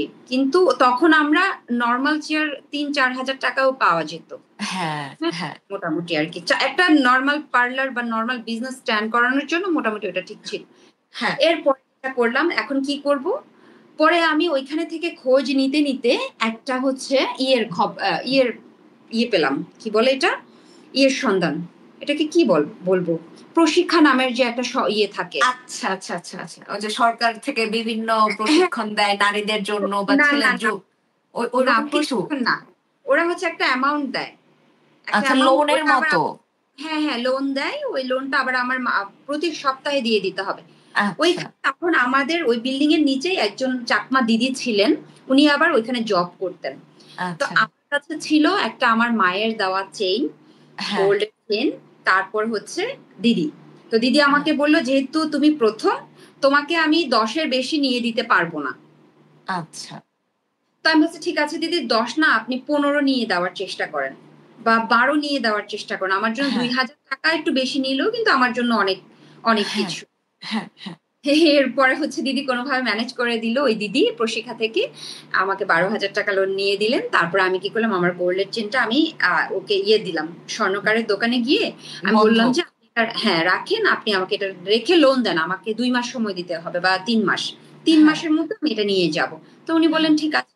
কত টাকা লাগবে?" আমি বললাম যে, "১০,০০০, ১০ থেকে ১৫,০০০ টাকা যদি দিতে পারেন আমাকে তাহলে ভালো হ্যাঁ হয়।" তো উনি আমাকে ১৫,০০০ টাকাই দিল। ২৫,০০০ টাকা নিয়ে আমি কাউকে কোনো কিছু জিজ্ঞেস করি নাই। আমি বলছি আমাকে কোনোভাবে এটা দিতেই হবে। আমি কি করলাম, লুকিং গ্লাস কিনে আনলাম। কাঠের দোকানে গিয়ে কাঠমিস্ত্রিকে খুঁজে নিয়ে আসলাম। আমার ওই রুমটার মধ্যে আমি ২ টা লুকিং গ্লাস দিলাম। বোর্ড দিয়ে ডিজাইন করলাম। তারপরে হচ্ছে আমার ২ টা চেয়ার নিয়ে আসলাম। একটা ফেসিয়াল বেড নিয়ে আসলাম এবং আমার যেই মানে ফেসিয়াল, হেয়ার কাটিং এগুলা করার জন্য, কালার করার জন্য যা, যা দরকার আমি সব নিয়ে আসছি। প্রোডাক্ট কিনে মানে নিয়ে আসছেন সব। হ্যাঁ, ঢাকায় আসলাম। ওকে সহ নিয়ে ঢাকায় আসলাম। এসে আমি সব ম্যানেজ করে মোটামুটি আমি 20,000 এর মধ্যে আমি সবকিছু কিনে ফেলেছি। আর 5,000 আমার হাতে ছিল। হুম এটা নিয়ে আমি বেশ খুশি। তারপরে ওখান থেকে আমি আস্তে, আস্তে কাজ করা শুরু করলাম। কাজ করতে আমার 2010 এর দিকে আমি মোটামুটি খুব ভালো একটা ফেমাস আমার চলে আসলো রাঙামাটিতে। এখনো আমাকে এঞ্জেল দিদি বললে সবাই চিনে। এঞ্জেলও আচ্ছা বলে। এখনো বলে এবং রাঙামাটির আমার যারা পুরানো ক্লায়েন্ট এখনো এখানে আসে। এখনো আসে। ওয়াও রিসেন্টলি একজন এসে করে গেল। রাঙামাটির আচ্ছা আমার অনেক ক্লায়েন্ট আসে যারা আমাকে ছাড়া তারা কাউকে ট্রাস্ট করতে পারত না। এখন আসি হ্যাঁ বিজনেসটাকে কিভাবে আমি দাঁড় করালাম। ওখানে কিন্তু হ্যাঁ আরো প্লিজ পার্টনার ছিল। প্লিজ হ্যাঁ ওখানে আরো পার্লার ছিল। ওখানে আমি সহ পার্লার ছিল টোটাল কয়টা? ২ টা, ৩ টা, ৪ টা। আমি ৫ টা, ৬ টা। ৮ টা পার্লার ছিল। হ্যাঁ রিজার্ভ বাজার, রিজার্ভ বাজার, আ বনরূপা, তারপর হচ্ছে বনরূপাতে ৩ টা ছিল, তারপরে কালিন্দিপুর। আমি কালিন্দিপুরে ছিলাম। কালিন্দিপুরে হুম, একটা, বনরূপার মার্কেটে একটা। আমার ২ টা শাখা হয়েছে। ২ টা ব্রাঞ্চ আমি করেছি। 2010 এর মধ্যেই। 8 থেকে 10 এর মধ্যে আমি ২ টা ব্রাঞ্চ করেছি এবং নিজের টাকায় করেছি। কারো কাছ থেকে আমি লোন নেই নাই। এখন যদি বলেন যে দিদি এত ফার্স্ট কিভাবে আপনি এই বিজনেসটাকে দাঁড় করায় ফেলছেন, হ্যাঁ প্রথম হচ্ছে অনেস্ট। বিজনেসের আচ্ছা কাজে আমি অনেস্ট থেকেছি। অনেস্টি হলো যে আমি যখন ঢাকায় আসছি, চট্টগ্রামে ছিলাম, আমি বিভিন্ন জায়গা ঘুরে ঘুরে পার্লারগুলো দেখতাম যে যে আসলে তারা কি ইউজ করে।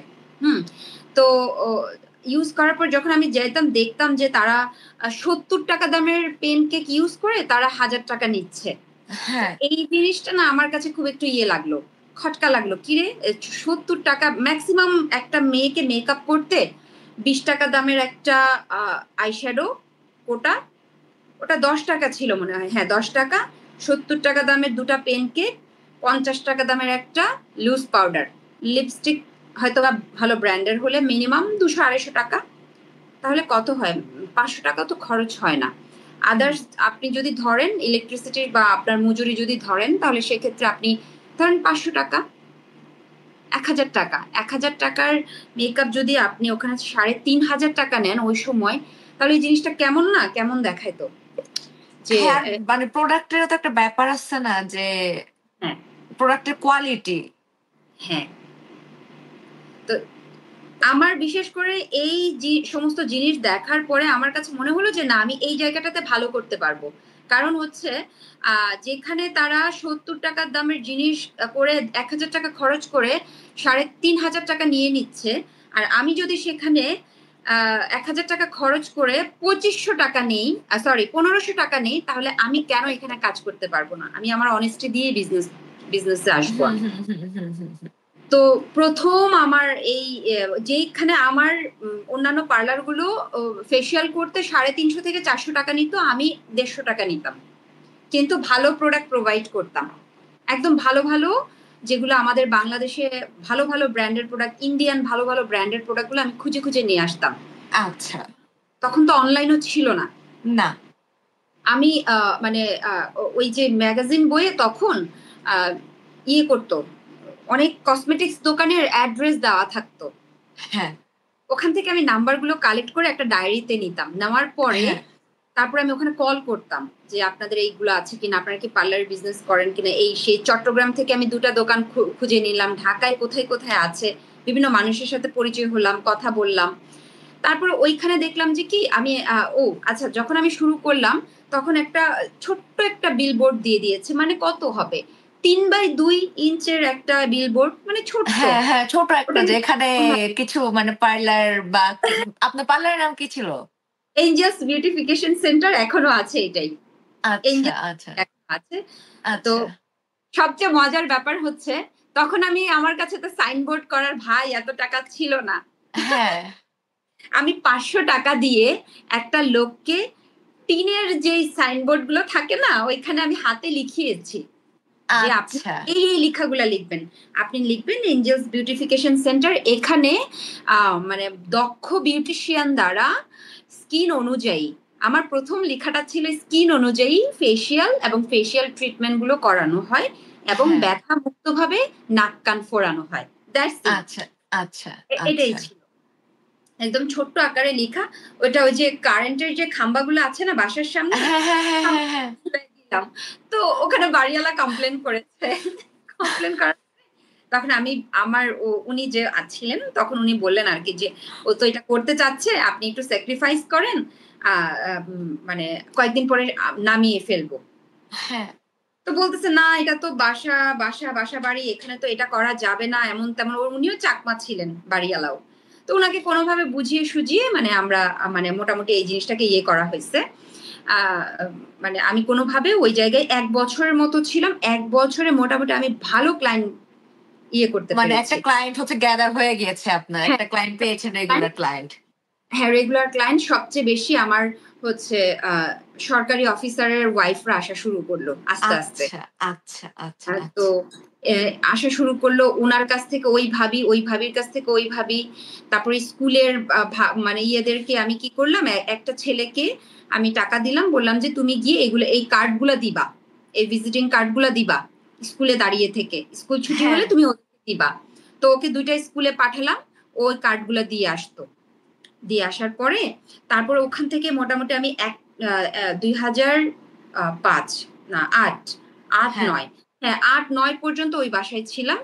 ১০-এর মাথায় যেহেতু আমার একটা বিগ অ্যামাউন্ট হয়ে গেল, তখন আমার শুধু পুঁজি বাদে মানে আমার তখন প্রায় ৩.৫ লাখ টাকার মতো জমে গেছে।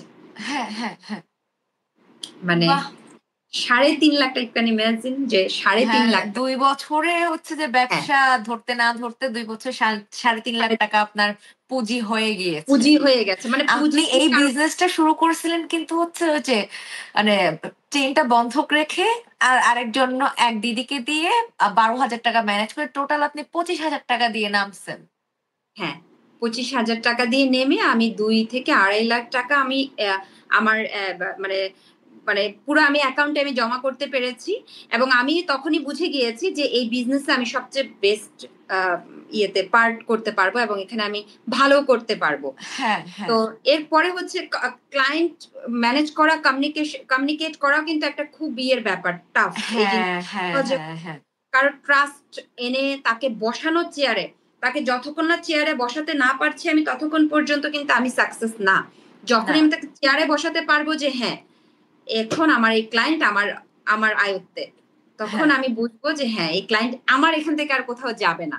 হ্যাঁ, তারপরে যেটা হলো ওই যে ট্রাস্টের বিষয়, আমি কি করলাম যে কিভাবে কথা বলতে হবে, মানে কি বললে, কোন পয়েন্টটা বললে ক্লায়েন্ট আমার আমার কাজটা করতে আগ্রহী দেখাবে এবং হ্যাঁ, ক্লায়েন্টের এই মাইন্ড বুঝার চেষ্টা করছেন সে কোন সমস্যায় আছে। তার ওই সমস্যার সমাধানটা আমাকে করতে হবে। আদারওয়াইজ তো সে আসবে না আমার কাছে। তাই না? আমার বুঝতে হবে যে সে একটা স্কিনের প্রবলেম নিয়ে আসছে। এখন আমি তাকে যদি উল্টাপাল্টা কোনো আ মানে ট্রিটমেন্ট করাই বা ফেসিয়াল করে দেই, তখন হিতে বিপরীত হলে কিন্তু সে আর আসবে না। হ্যাঁ, তখন হ্যাঁ, কি হ্যাঁ, হ্যাঁ। করলাম যে স্কিনের উপরে তখন আমি আরো স্টাডি করা শুরু করলাম। যে আচ্ছা। স্কিন মানে ত্বক কত প্রকার হয়ে থাকে, কোন ত্বকে কি, কি প্রোডাক্ট, কোন ত্বকের মধ্যে কোন প্রোডাক্ট গুলো আমাকে এপ্লাই করলে আমি রেজাল্টটা ভালো পাবো। হ্যাঁ, এরপরে যেটা করলাম তখন আ অনেক বই পড়া শুরু করলাম। বই পড়তে তখন আমি কিছু ভেষজ উপায়ে কিছু হ্যাঁ। প্রোডাক্ট তৈরি করতে শিখলাম। সেটা আচ্ছা। হচ্ছে নিম ওয়াটার বানানো শিখেছি। গাঁদা ফুল দিয়ে কিছু হচ্ছে আ টনিক টোনার, বানানো শিখেছি। টনিক হ্যাঁ, হ্যাঁ, হ্যাঁ।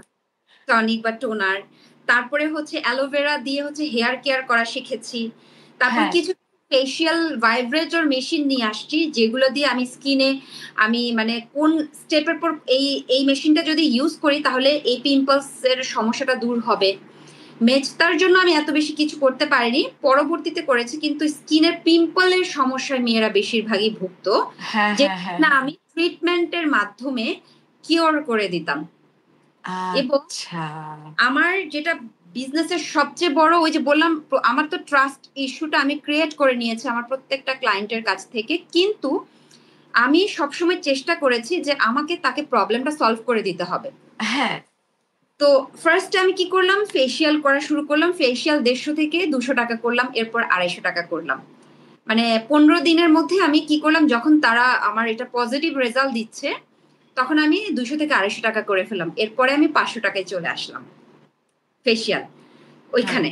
৳৫০০ মানে কিন্তু তখন বিগ অ্যামাউন্ট এর মানে এক্সক্লুসিভ একটা আ আ ফেসিয়াল। হ্যাঁ, এরপরে হচ্ছে আমি চিন্তা করলাম না যে ঠিক আছে আমার যেহেতু টাকা পয়সা জমেছে, এখন আমার ট্রেন্ড এর সাথে মিলিয়ে এখন আমার কাজ করতে হবে। কি? সেটা হচ্ছে ফ্যাশন কালার। হেয়ার এর হ্যাঁ। যে কালার।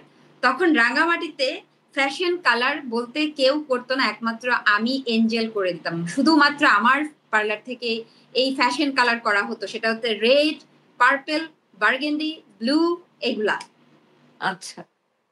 এরপরে আমি টার্গেট করলাম হচ্ছে যে কালারের উপরে আমার একটা তরুণ প্রজন্ম হচ্ছে চুল রং-বেরং করবে।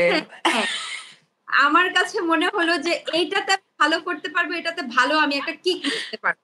হ্যাঁ, ট্রাস্ট মি দিদি, হেয়ার কাট এবং হেয়ার কালারে আমি কি পরিমাণ যে ভালো করতে পেরেছি এই জায়গায় স্টিল নাও আমি ঢাকায় ওইটা নিয়েই আমি এখনো টিকে আছি। আমি আচ্ছা। কি করলাম তখন নতুন সজপদর হয়েছে। ওই যে হ্যাঁ, হ্যাঁ, সচপদর ইয়েস হ্যাঁ, ক্লোদিং ব্র্যান্ড। Clothing brand. ওই মডেল গুলা আমার কাছে আসতো তখন কালার করার জন্য। হ্যাঁ, একমাত্র হ্যাঁ। বানিয়ে ওইখানে ওই কালারটাই করাতে পারতাম, আর কেউ করাতে পারতো না। এটা হচ্ছে আমি যেটা সবসময় করতাম, যে জিনিসটা যে কে করতে পারে না ওই জিনিসটা আমি করে দিতাম। তাহলে আচ্ছা। আমার স্যালুনটা এক্সপেন্সিভ হবে না, হ্যাঁ, আমার হ্যাঁ। স্যালুনটা অর্ডিনারি হবে, আমার কাজগুলোই এক্সট্রা হবে, ডিফারেন্ট হবে। তো ওইখানে যখন আমি এই কাজগুলো আদায় মানে দেওয়া শুরু করলাম, তখন আমি হুম। আরো বিগ অ্যামাউন্ট সার্ভিস দিতে পারলাম। আমি তখন হিসাব করে একটা স্টিকে আমি তখন 150 টাকা করে নিতাম, একটা ফ্যাশন কালার করতে 150 টাকা। আচ্ছা দিদি, আপনি কি পরে ফ্যাশন কালার নিয়ে, চুল নিয়ে কি পরে কোনো মানে বিউটি কোর্স হ্যাঁ হ্যাঁ করেছিলেন? হ্যাঁ, আসতেছি আমি। হ্যাঁ। এরপরে ফ্যাশন কালার গুলা এটা আমি জাস্ট রিড করে, আমি কোনো কারোর কাছ থেকে এই ফ্যাশন কালারটা জাস্ট রিড করে করে আমি ব্লিচ করে করে তখন আমি এই হ্যাঁ। কাজটা করেছি আর কি। আমি একবার কি করলাম, নিজের চুলে আমি ব্লিচ করলাম, দেখি সাদা হয়ে গেছে। সাদা হওয়ার পরে আমি চিন্তা করলাম 1-2 দিন পরে এটা সাদা হয়ে গেছে, লাল লাল হয়ে গেছে আর কি। সাদা হয়ে যাওয়ার পর দেখেছি ভেঙে ভেঙেও পড়ে যাচ্ছে। হ্যাঁ। হ্যাঁ, তো হাই অরণি, মিট হচ্ছে যে বানি দি, আর বানি দি অরণি। আমরা একটা গল্পের মাঝখানে আছি, তুমি শোনো। হ্যাঁ, হ্যাঁ দিদি শুরু করো। এরপরে হচ্ছে যখন আমার চুলের কালারটা ডিপোজিট হওয়া শুরু করলো, তখন আমি চিন্তা করলাম যে না, এখানে একটা আমি অপোজিট কালার একটা অ্যাপ্লাই করে দেখি কেমন হ্যালো। কালার। হ্যাঁ, হাই। তুমি হ্যালো। আটকে আছো অরণি। হ্যাঁ, এখন মনে হয় দেখা যাচ্ছে। হ্যাঁ। হ্যাঁ, সরি, আমি আসলে এক বিয়ের ছোট ভাইয়ের শ্বশুর বাড়ি গেছিলাম বিয়ের প্রোগ্রামে, সো আচ্ছা, তাড়াহুড়া হয়েছে একটু আসতে। কোনো অসুবিধা নেই। আমরা একটা গল্পের মাঝখানে আছি, তো আমরা একটু গল্পটা শেষ করি। হ্যাঁ প্লিজ। হ্যাঁ দিদি। এরপরে হচ্ছে যখন আমি দেখলাম যে ডিপোজিট হয়ে গেল কালারটা, এরপরে যখন আমি চিন্তা করলাম যে না, এখানে একটা ডিফারেন্ট কালার ইউজ করে দেখি কেমন হয়, হ্যাঁ। তখন আমি দেখলাম একটা রেড বার্গেন্ডি, তখন গার্নিয়ারের বার্গেন্ডি কালার গুলো বেশি চলতো। হ্যাঁ, তখন হ্যাঁ, হ্যাঁ, হ্যাঁ। ওইটা আমি অ্যাপ্লাই করে দেখি যে কালারটা খুব সুন্দর হয়েছে। এরপর আচ্ছা। মোটামুটি আমি কালারটা ইয়ে করলাম, তখন চিন্তা করলাম যে না, আমার যেহেতু কিছু টাকা পয়সা জমেছে, আমার একটা একটা অ্যামাউন্ট জমেছে, তখন আমার একটা কোর্স নেওয়া দরকার। তখন হ্যাঁ, যেটা সিদ্ধান্ত নিলাম যে হেয়ারের উপরে একটা কোর্স করব। হ্যাঁ। তো হেয়ার উপরে কোর্স করব বলে আমি তখন চট্টগ্রাম আসলাম। চট্টগ্রামে এসে উনি আবার দুবাই থেকে কাজ শিখে আসছিলেন, উনার কাছ আচ্ছা। থেকে আরেকটা কোর্স নেই। ওই হুম, হুম। হেয়ারের কোর্সটা নিতে আমার তখন 12,000 এর মতো নিয়েছে। জাস্ট আচ্ছা। আমাকে 3 ধরনের স্টেপ শিখিয়ে দিলেন। তারপরে হচ্ছে আমি কালার শিখলাম, শিখে গিয়ে আমি ওখানে অ্যাপ্লাই করলাম। এই তো কালারে মোটামুটি আমি একদম সেঞ্চুরি দক্ষ। মেরে। হ্যাঁ, তখন হচ্ছে 2008, 9, 10 হ্যাঁ, পুরা হ্যাঁ। দমে আমি হেয়ার কালার করা শুরু করেছি। হেয়ার কালারের জন্য তখন মেয়েরা খুব মানে ইয়ে হয়ে এক্সাইটেড যে এটা কি কালার, এটা এইভাবে উনি করতে পারে। পার্পল, তারপর লেমন, ব্লু, এগুলো তখন বেশি চলতো, সি গ্রিন। তারপরে হচ্ছে এইগুলা করার পরে তখন আমি চিন্তা করলাম যে না, হেয়ার কাট, হেয়ার কালার ডান। এখন আমাকে একটা ভালো মেকআপ করতে হবে। ভালো হ্যাঁ। মেকআপ কোর্সের জন্য তখন আমি ঢাকায় আমার কিছু ফ্রেন্ড সার্কেল ছিল, তাদের কাছ থেকে আমি আইডিয়া নেওয়া শুরু করলাম। তখন খোঁজ নিতে নিতে পার্সোনার খোঁজ পেলাম, আচ্ছা। Persona beauty and lifestyle. হ্যাঁ। ওদের একটা আচ্ছা। ইনস্টিটিউট আছে মিরপুর 10-এ। হ্যাঁ, হ্যাঁ, হ্যাঁ। তো এরপরে হচ্ছে আমি একদিন আসলাম ঢাকায়। ঢাকায় হ্যাঁ। আসার পর আমি ওদের পুরো চার্ট গুলো দেখলাম যে কি কি কোর্স আছে। তো ওরা যেটা করে কি, ব্রাইডাল মেকওভারের উপরই একটা আলাদা করে কোর্স করানো হয়। হুম। সম্ভবত diploma in bridal makeup course এই টাইপের আছে হ্যাঁ, আর কি। হ্যাঁ, হ্যাঁ, হ্যাঁ। হচ্ছে ওই কোর্স 2 মান্থের কোর্স ছিল। আমার 2 মাস ঢাকায় থাকতে হয়েছে, কিন্তু রাঙ্গামাটি থেকে এসে আমার ঢাকায় থাকতে হয়েছে। ঢাকায় এসে আমি তখন ওইটা 80,000 কোর্সের প্রাইস ছিল, ওইটা আমি নিয়েছি। 10 মানে আমার সালে? হ্যাঁ 2010, হ্যাঁ 2010। আমার সার্টিফিকেটটা দেখতে হবে সালটা আমি ঠিকঠাক। আমার একটা ছোট্ট একটা ছবি আছে, আমি এটা শেয়ার করি, ওটা আমার ছোটবেলার ছবি, ওই যে কানিজ আহমদ খান। হ্যাঁ। হ্যাঁ। ওইটা হচ্ছে আমার সার্টিফিকেটের দিন, উনি যেদিন আমাকে সার্টিফিকেট দিল। 80,000 আমার থাকা খাওয়া সব কিছু মিলে কোর্স ফি সহ টোটাল আমার 80,000 এর মতো চলে গেল। আমি 2 মাস ঢাকায় ছিলাম একটা দিদির কাছে। ওই যে সংগঠনের কথা বললাম না, সংগঠনের হ্যাঁ, হ্যাঁ। সিনিয়র দিদির বাসায় মিরপুরেই ছিলাম, ওখান থেকে আমি ক্লাস করতাম মোটামুটি। ক্লাসটা শেষ করে আমি সার্টিফিকেট নিয়ে চলে গেলাম। আহা কি মজা, আমি একটা মানে আমার কাছে তো একটা খুব ইয়ের মতো মনে হচ্ছে এটা, যে আমি অনেক বড় কিছু পেয়ে গেছি। ওর মধ্যে কিন্তু আমি ওপেন ইউনিভার্সিটি থেকে কিন্তু ইন্টার কমপ্লিট করে ফেলেছি। আচ্ছা, বাহ। হ্যাঁ, ওই ব্যবসার মধ্যে কিন্তু আমি ওপেন ইউনিভার্সিটি থেকে ইন্টার কমপ্লিট করে টোটালি হচ্ছে আমি বিউটি রিলেটেড, মানে বিউটি এগুলোর উপরেই আমি কোর্স নেওয়া শুরু করেছি, হেয়ার, মেকআপ, স্কিন কেয়ার। এইভাবেই মোটামুটি যখন আমি পার্সোনাতে আসলাম, এখানের দুনিয়াটা যখন দেখলাম টোটালি ডিফারেন্ট, তখন হচ্ছে আমার কিন্তু ফেভারিট একজন আর্টিস্ট, মানে বাংলাদেশের সবচেয়ে ফেভারিট আর্টিস্ট হচ্ছে আমার ফারজানা শাকিব। আমি তার হ্যাঁ, গেট আপ, তার মেকআপ সবকিছু আমি ফলো করতাম। উনার যখন বিলবোর্ডে বনানীতে দেখলাম যে বিশাল বড় একটা ব্লেজার পরা, কোট পরা মেকআপের ছবি, ওটা দেখি তখন আমি অনেক বেশি ইন্সপায়ার্ড হয়েছি যে না, আমিও একদিন এরকম হব, আমার এরকম হইতেই হবে। হ্যাঁ, তো পরে দিদি কোর্স নেওয়ার পরে আমি তো ওইখানে ব্রাইডাল মেকআপের ছড়াছড়ি, কারণ এরকম মেকআপ মানে তো অন্যান্য পার্লার, লোকাল মেকআপ গুলো আপনারা জানেন কেমন, আপনি তো জানেন। হ্যাঁ, হ্যাঁ, হ্যাঁ, আর আমি যখন একটা জায়গা থেকে কোর্স কমপ্লিট করি তখন ওখানে বেসিক নলেজটা দেয়, কালার কন্ট্রাস্ট, লাইটিং এর কালারের সাথে কি কোন কালারটা যাবে, শাড়ির কালারের সাথে কোন আই মেকআপটা যাবে, হ্যাঁ, কন্ট্রোর তো ওইখানের মানুষ জানতোই না কন্ট্রোর জিনিসটা কি।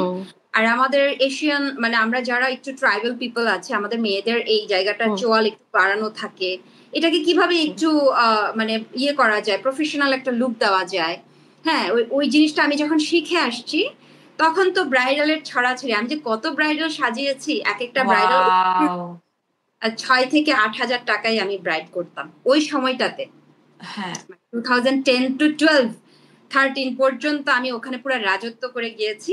এবং রাঙামাটির মধ্যে আমাকে সবাই বলতো যে মানে একটা কথা বলতো আর কি, অন্যান্য পার্লারের ওনাররা, যে উনি এসে আমাদের ভাত মেরে দিয়েছে। আহারে, তা আপনি তো ভাট মেরে দেন নাই, আপনি হচ্ছে নিজে টাকা লাগায় কোর্স করে মানে সবকিছু মিলাই আপনি নিজে হচ্ছে যে ওভাবে তোড়জোড় করে আপনি শুরু করছেন, যে মার্কেটে নামছেন যেহেতু আমার তো করতে হবে। হ্যাঁ, করতে হবে। সেই 25,000 টাকা আমার একটা ইনভেস্টমেন্ট ছিল, সেখান থেকে আমি এতটুকু পর্যন্ত আসলাম। আচ্ছা দিদি, পরে কি ওই স্বর্ণের চেইন যেটা বন্ধক হ্যাঁ, রেখেছিলেন ওটা কি পরে হ্যাঁ, নিয়ে আসছিলেন? ওটা এখনো আছে, আচ্ছা, বাহ। ওটা এখনো আছে। ওটা পার্ল দেওয়া সেট করা এখনো আছে, এখন আমি অক্ষত অবস্থায় রেখে দিয়েছি। আমার যখন বিয়ে হয় 2000, এই যে মানে আমার যে বর্তমান যে প্রেজেন্ট হাজব্যান্ড, ওই সময়টাতে আমি পড়েছিলাম ওটা। মানে আমরা আচ্ছা, নিজের বিয়ে করেছি, আমার নিজের বিয়ের টাকাটা কিন্তু আমি নিজেই দিয়েছি। এটাও খুবই কিন্তু সুন্দর। স্টোরি। আচ্ছা, ওটা না, পরে। না, আরেকটা ব্যাপার, আমরা ওই যে আপনার তো আগের হাজবেন্ড যিনি ছিলেন তার সাথে তো 2014 সালে মনে 14 হয় ডিভোর্স হয়ে গেছে, হ্যাঁ, মনে হয় ছাড়াছাড়ি হয়ে গেছে। হ্যাঁ, হ্যাঁ, হ্যাঁ, হ্যাঁ। পরে কিন্তু আপনি, ওই হ্যাঁ, সময় ওই যে সে তো 2005 থেকে আমার লাইফে 2012 পর্যন্ত 14 পর্যন্ত ছিল। ওই সময়ই আমি এইগুলা কাজ করছিলাম। ও কিন্তু হ্যাঁ, এগুলা কোনোভাবেই পছন্দ করছিল না। আচ্ছা। হ্যাঁ, কোনোভাবেই সাপোর্ট করছিল না। আমি তার সাথে খুব আর্গুমেন্ট করে করে, মানে লিটারালি একটা পর্যায়ে ঝগড়া করে করে, জিত করে করে আমি কাজগুলো শিখেছি। ওর ফ্যামিলিটা যদি আমি বলি, আমাদের যে চাকমা রাজা দেবাশিস রয়, উনার হুম, রিলেটিভ ছিলেন আর কি ওরা, আচ্ছা। একদম একদম ব্লাড রিলেটেড। তো ওই সেই সুবাদে আসলে মানে ওই জিনিসটা মানে ওরা পছন্দ করতো না কোনোভাবেই। আরে কি অদ্ভুত মেয়ে, হচ্ছে যে কি জানি নিজে কাজ করে খাবে ওইটা না পছন্দ করতো না। না, এটা আমার মানে লজরা পছন্দ করতো না, এবং ওই বিয়েটা তো ওরা কোনোভাবেই একসেপ্টই করে নাই। আমার আগে শ্বশুর মারাই গেছে, তারপরে একসেপ্ট করে নাই। আমি 8 বছর ওর ছেলের সাথে সংসার করে ডিভোর্সও হয়ে গেছে। কি ফানি না? এটা খুব বিরক্তিকর, এটা মোটেও ফানি না, এটা হচ্ছে এটা আসলে এটা আমাদের বাংলার ঘরে ঘরের গল্প। এরকম মানে প্রচুর কেস পাওয়া যাবে, এবং এটা মানে আপনার লাইফেও যে এটা একটা ফরচুনেট বিষয় হচ্ছে ইউর নট দেয়ার এনিমোর। হ্যাঁ, ইউ নট দেয়ার, এন্ড হচ্ছে যে আপনি এটা থেকে হুম, বের হয়ে আসছেন, যে এটাই। মানে প্রত্যেকটা স্টেপে স্টেপে আপনি হচ্ছে সাহসী যে উদ্যোগগুলো নিয়েছেন, যে একদম তখনই যে চলে যেতে হবে। হ্যাঁ, এটাই। আমি ইনস্ট্যান্ট, মানে আমি যেটা ইনস্ট্যান্ট আমার এই মাথায় আসছে যে আমার এটা করতেই হবে, এটা না করলে আমি মানে কোনোভাবে বাঁচতে পারবো না, আমি তখনই ওটা নিয়েছি। না ওই হয় আসলে স্টেপটা আমি, নেওয়া। হ্যাঁ, ওই স্টেপটা আমার নিতেই হবে। এরপর যেটা করলাম ওই সময়ে আমি 5টা দেশ ট্যুর দিয়েছি। আমি তখন থাইল্যান্ড গেলাম, থাইল্যান্ডে গিয়ে ওখান থেকে আমি আবার তখন নতুন নতুন স্ট্রেটনিং আসছে, বাংলাদেশে শুধু পার্সোনাতেই করতো, আর কোথাও করতো না। মানে রিবন্ডিং যেটা, হ্যাঁ রিবন্ডিং স্ট্রেটনিং আর কি, তখন হ্যাঁ স্ট্রেটনিং। হ্যাঁ হ্যাঁ। তো ওই রিবন্ডিংটা কিন্তু আবার পার্সোনা কোর্স নেওয়াই না, আমি অনেক চেষ্টা করেছি এবং ফারজানা শাকিলে যাওয়ারও চেষ্টা করেছি, ওনারা কোনোভাবেই নিবে না, মানে করাবে না ওই ট্রেনিং। এখন কি করতে হবে, তখন মাত্র নতুন নতুন হচ্ছে গুগল আসলো, সরি আসলো, ফেসবুক ইউটিউব। আসলো, হ্যাঁ ইউটিউব 2004 থেকেই তো, তাই না? হুম হুম হুম হুম, জি আপু। 2004 থেকে তখন তো আমার জন্য আরো ইজি হয়ে গেল জিনিসগুলো। তখন আমি কি করলাম, খুঁজে খুঁজে বের করলাম কিভাবে কি করা যায়। হ্যাঁ এর মধ্যে ট্যুরের জন্য আমি 4-5টা দেশ ঘোরা হয়ে গেল আমার। তখন থাইল্যান্ডে গিয়ে চায়না টাউন থেকে আমি হচ্ছে একটা স্যালন থেকে একদম শর্ট একটা কোর্স নেই, আমার বিগ অ্যামাউন্ট একটা লাগে ওখানে, 3 এটা কত দিনের। সালে? কত সালে এটা? 2012। আচ্ছা 12তে। 2012, হ্যাঁ 12তে। তো ওই সময় আমার সিঙ্গাপুর, মালয়েশিয়া, ইন্ডিয়া এগুলো ট্যুর দেওয়া হয়, একদম প্রায় 15 দিনের জন্য আমি বের হই। আর তখন তো আমার একটা আইডিয়া হয়ে গেছে, তখন আমি মানে মোটামুটি আমার বিজনেসের মধ্যে আমি একটু সাকসেসফুল হয়ে যাচ্ছি, আমার টাকা এখন আর ওই সময় কি হচ্ছে আপনার মানে তখনকার যে হাজবেন্ড ছিল সে কি আপনার সাথে যেত না, আপনি একাই যেতেন? না, ও যেত, ও আচ্ছা আবার ও খুবই আমার মানে ও এমন একটা পার্সন ছিল, ওর মধ্যে মানে সন্দেহ জিনিসটা অনেক বেশি ছিল, তার কারণে আজকে এই অবস্থা আর কি। আমি কিন্তু ওর সাথে আমার বয়সের ডিফারেন্স 12 ইয়ার্স আচ্ছা ওই সময়, আচ্ছা 12 ইয়ার্স। তো ওই জন্যই সে একটু বেশি, আর আশেপাশে মানুষের কথা বেশি শুনতো। আপনি তো জানেন ও আমাদের ট্রাইবাল মানুষদের কথাবার্তা কেমন হয়ে থাকে, ওটা নিশ্চয়ই আপনার আইডিয়া আছে। ভাই এটা অনেকে জানে না, বাঙালিরা মনে করে যে হচ্ছে আমাদের হচ্ছে যে পাহাড়িরা মনে হয় খুব সহজ না, সরল সাধারণ খুব জীবন ব্রড যাপন করে, ভাই ভিতরের করতেও হয়। পলিটিক্স কেউই জানে না। আমাদের পাহাড়িদের পলিটিক্সে মেয়েরা টিকে থাকা মানে একটা জীবন অনেক যুদ্ধ কঠিন। করা, অনেক অনেক কঠিন। কঠিন। মেয়েদের টিকে থাকাটা আসলে পাহাড় হোক সমতল হোক, ওই সবভাবে মানে যেখানেই আপনি যাবেন আপনাকে কোণঠাসা করার একটা চেষ্টা সব সময় থাকবে। হ্যাঁ, এটা অনেকেই বোঝে না। তারপরে হচ্ছে ওই যে মানুষের কথা বেশি শুনতো। তারপরে তো আমাদের হচ্ছে রাত হলেই আমাদের হচ্ছে পার্টি প্রোগ্রাম গুলা হয়, সেটা তো মানে হুম, দিদি জানার কথা, তাই না? দিদি কি হ্যাঁ বলে হ্যাঁ এটা? হ্যাঁ, মার্সি মার্সি। মাসে। হ্যাঁ মার্সি দিদি। এটা তো আপনি জানেন, এই যে একটা টাইমে গিয়ে রাত 1টা-2টা পর্যন্ত পার্টি প্রোগ্রাম গুলা চলে। হুম। তো ওইখান থেকে না আমি মানে খুব বেশি মানে হয়ে গেলাম যে এইভাবে তো আসলে যায় না। ওখান থেকে আসার পরে হচ্ছে গিয়ে তার একটা সন্দেহ থাকে, পাশে পাশে কে কি বললো ওইগুলা নিয়ে সন্দেহ করে বাসায় সিনক্রেট করে। তো সবকিছু মিলে না আমি জাস্ট একটা হেলের মধ্যে মানে বাস হ্যাঁ করতেছি। এরকম আর কি যে থমক ব্যাচ উড়াতেছি একটা ওই সোকে সোকে রাগাইছ। হ্যাঁ, তারপর আরো ইয়ানো হদode থমক করে do ichaise odde kong থমক করে একটা sogo রাগেজ ই আহালই হর হিজেনি। এই যে সিয়ান একটা মেন্টালিটি মানে মেন্টাল প্রেসার গড়ানা থেওলদে ডাক্তার এলোদে ওকে থেওলদে ডেন্টিস্ট এলো তো সে থাইয়ত আরো বহুত জন মানে মানুষ যাদা এনে এই সিউনোর সময় গল্প জুড়ে দিদা আরো থেওলদে পার্টি গত্ত পাইয়ানে মানে দর উত্তুন দাগে ব্যাক কোনো সুন্দি জেনে যে তারা পার্টি প্রোগ্রামে নি গত্ত সে জেনে যে কোরামত এই সমস্ত হদাবার তানি অদয়। তো আবার ইয়ানো হদ থমক তো ইবেতে দো লাগে হি হয় দে মানে বয়স কম একটা চোখে বুঝে চোখে চোখে থাকে রাগে। না আমরা বললাম অলরেডি যে দিয়ে বুঝতেছে না। হ্যাঁ আমরা না আমি বলতেছি বুঝতেছি, অল্প অল্প বুঝতেছি, পুরোটা ক্যাচ করতে পারি না এখনো। যে আমরা বললাম যে যে কম বয়সী বউ একটু হচ্ছে যে তার উপরে সুন্দরী, একটু হচ্ছে যে যেহেতু হ্যাঁ, আপনার একটু বয়স বেশি তো কম বয়সী বউদেরকে একটু চোখে চোখে রাখা উচিত আর কি, এই টাইপের কমেন্ট আশেপাশে ভাই ব্রাদাররা যে দেয়। কিন্তু আমরা যারাই হচ্ছে এই যে লাইফস্টাইল নিয়ে কাজ করি বা ওয়েডিং নিয়ে কাজ করি, হ্যাঁ, যারাই আছে তাদের কিন্তু এটা খুবই স্বাভাবিক, সেটা শহরে হোক পাহাড়ে হোক গ্রামে হোক, এই প্রোগ্রামগুলো রাত 2টা 3টা এগুলো গড়াবেই। না আমরা আমরা পলিটিক্যাল পার্টির কথা বলতেছি, মানে আমাদের হিল ট্র্যাক্স এর যে ও পলিটিক্যাল পার্টি আছে ওদের যদি মিটিং হয় তো এটা একটু রাত করে শেষ হয়, ও এটার কথা বললাম। তাহলে তো আরোই, যদি এটা পলিটিক্যাল পার্টি হয় তাহলে তো এটা আরো স্বাভাবিক, এটা তো মানে হ্যাঁ টাইম টেবিল থাকবে না। তো এইটা তারপর নিয়ে আরো আসলে মানে আমাদের কর্মক্ষেত্রে সন্দেহ করাটা মানে খুবই খাতরা। তারপর হলদে থার হলদে গুস্তিয়ানি ব্যাক্কানি হলদে রাজার গুস্তি তো সো তারও বর্বর ফাটি অন অদে অদে এই থারাদে একখানা হলো দেখি হোম লাক্সারিয়াস লাইফস্টাইল থার গুলো ও হলো মাই গড সিয়ানি মর্তুন মেনটেন করা ফতো মানে মরসিয়ান একখান টর্চার ও মানে মনে হতো দেয় মানে ব্যাক কিছু মোর লেভেল মেনটেন করে চলা ফুরি তো মানে ইতা সময় হতা হই নফারিম ওতা সময় হতা হই নফারিম থা হিত্তে এবো তো সময় যাব হিত্তে গড় দিচ্ছে মোর মানে স্টেপ বাই স্টেপ মরলদে তারা ইয়া দেওয়া ফতো হুদু জি ইউজ তুই হিত্তে সগো দিচ্ছে হাজল মানে হাজলান হিত্তে লাগে ইউজ হিত্তে ইচ্ছে শাড়ি ফিন্নইজ হিতে লিপস্টিক ইউজ সিয়ানি তেমরে সবসময় কোশ্চেন গত হদক মানে আস্তব বজর মুই সিয়ানি লদে লদে একসময় ব্লাস্ট হয়ে যাবে মন মানে আর মোর পক্ষে সম্ভব নয় তা সব মানে সব ব্যাকনতুন ব্যাচ মর খারাপ লাগে অলদে প্রচুর মনে অলদে ফিজিক্যালি ইয়ে করতে হয় টর্চার করতো অ্যাবিউজ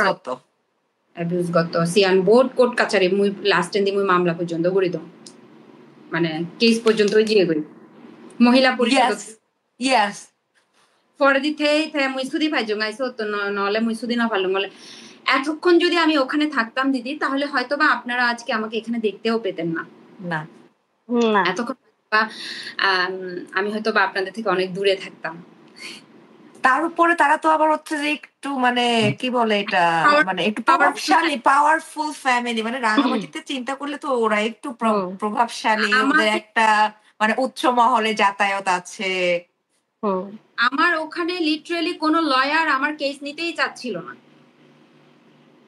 রাঙামাটিতে আমি ঢাকায় এসে করতে হয়েছে আমার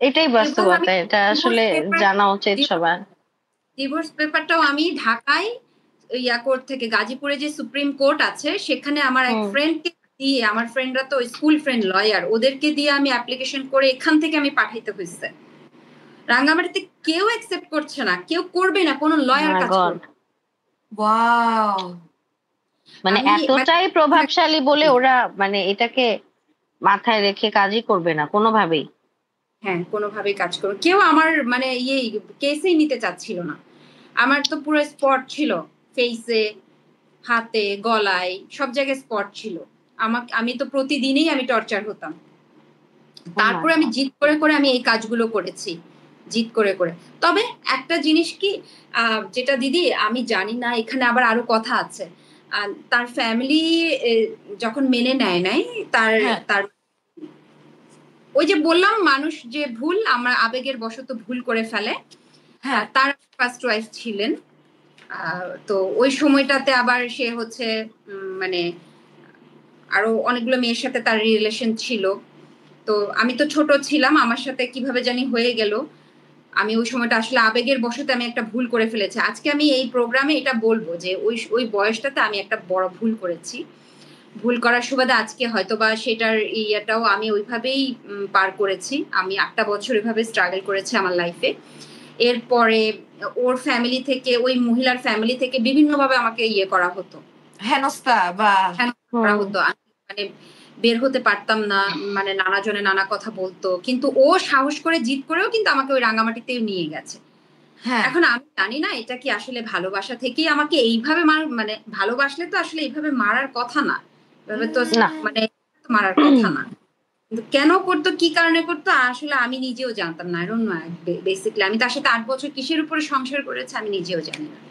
মানে ডোমেস্টিক ভায়োলেন্স তো এটা নেওয়া যায় না আসলে আর যারা মুখ বুঝে আপনি তাও 8 বছর সহ্য করেছেন দিদি হ্যাঁ 8 বছর এখন সে আরেকটা বিয়ে করেছে তার এখন আমার সাথে ডিভোর্স হওয়ার ঠিক 1 মাস পরেই এবং আমার সাথে ডিভোর্স হওয়ার রিজনটা আমাকে মানে ফিজিক্যালি টর্চার করতো এই কারণেই যে তার আরেকটা মেয়ের সাথে অ্যাফেয়ার যখন হলো মানে সন্দেহ করতো সব আপনাকে এর সাথে কথা বলো কেন এমন জামা পরো কেন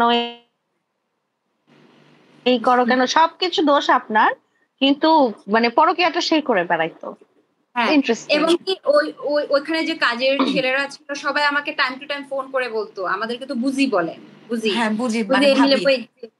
বুঝি এমিলে বুঝি তুই এই জায়গায় গড় তুই এলে থারারে দূরি পারিবে না আমি নয় আমার বনবান্ধে হিয়ঙত জিয়ে তারপর অলদে থারা ইন্দি ঘুরি বেড়াদন ইচ্ছা আমাক গড়ত হেইয়ে এরকম ভাবে বলতো আর কি। আমাকে টাইম টু টাইম নিউজ গুলা দিত ওখানে ছেলে, সে যেহেতু ডক্টর তার তো 3-4 জন স্টাফ থাকতো, ওরা আমাকে টাইম টু টাইম খবর দিত। এবং মানে যখন আমার ওই রাঙামাটিতে স্যালন ছিল, ওর চেম্বারের সাথে আমার পার্লারটাও ছিল, ওইখানে আমার স্টাফরা আমাকে খবর দিত।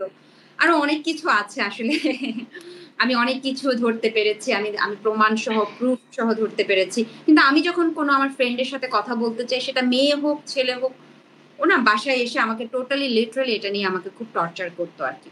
সে কোনোভাবেই এটা নিতে পারতো না, মানে টোটালি আমাকে হচ্ছে একঘরে করে রাখতে চাইতো।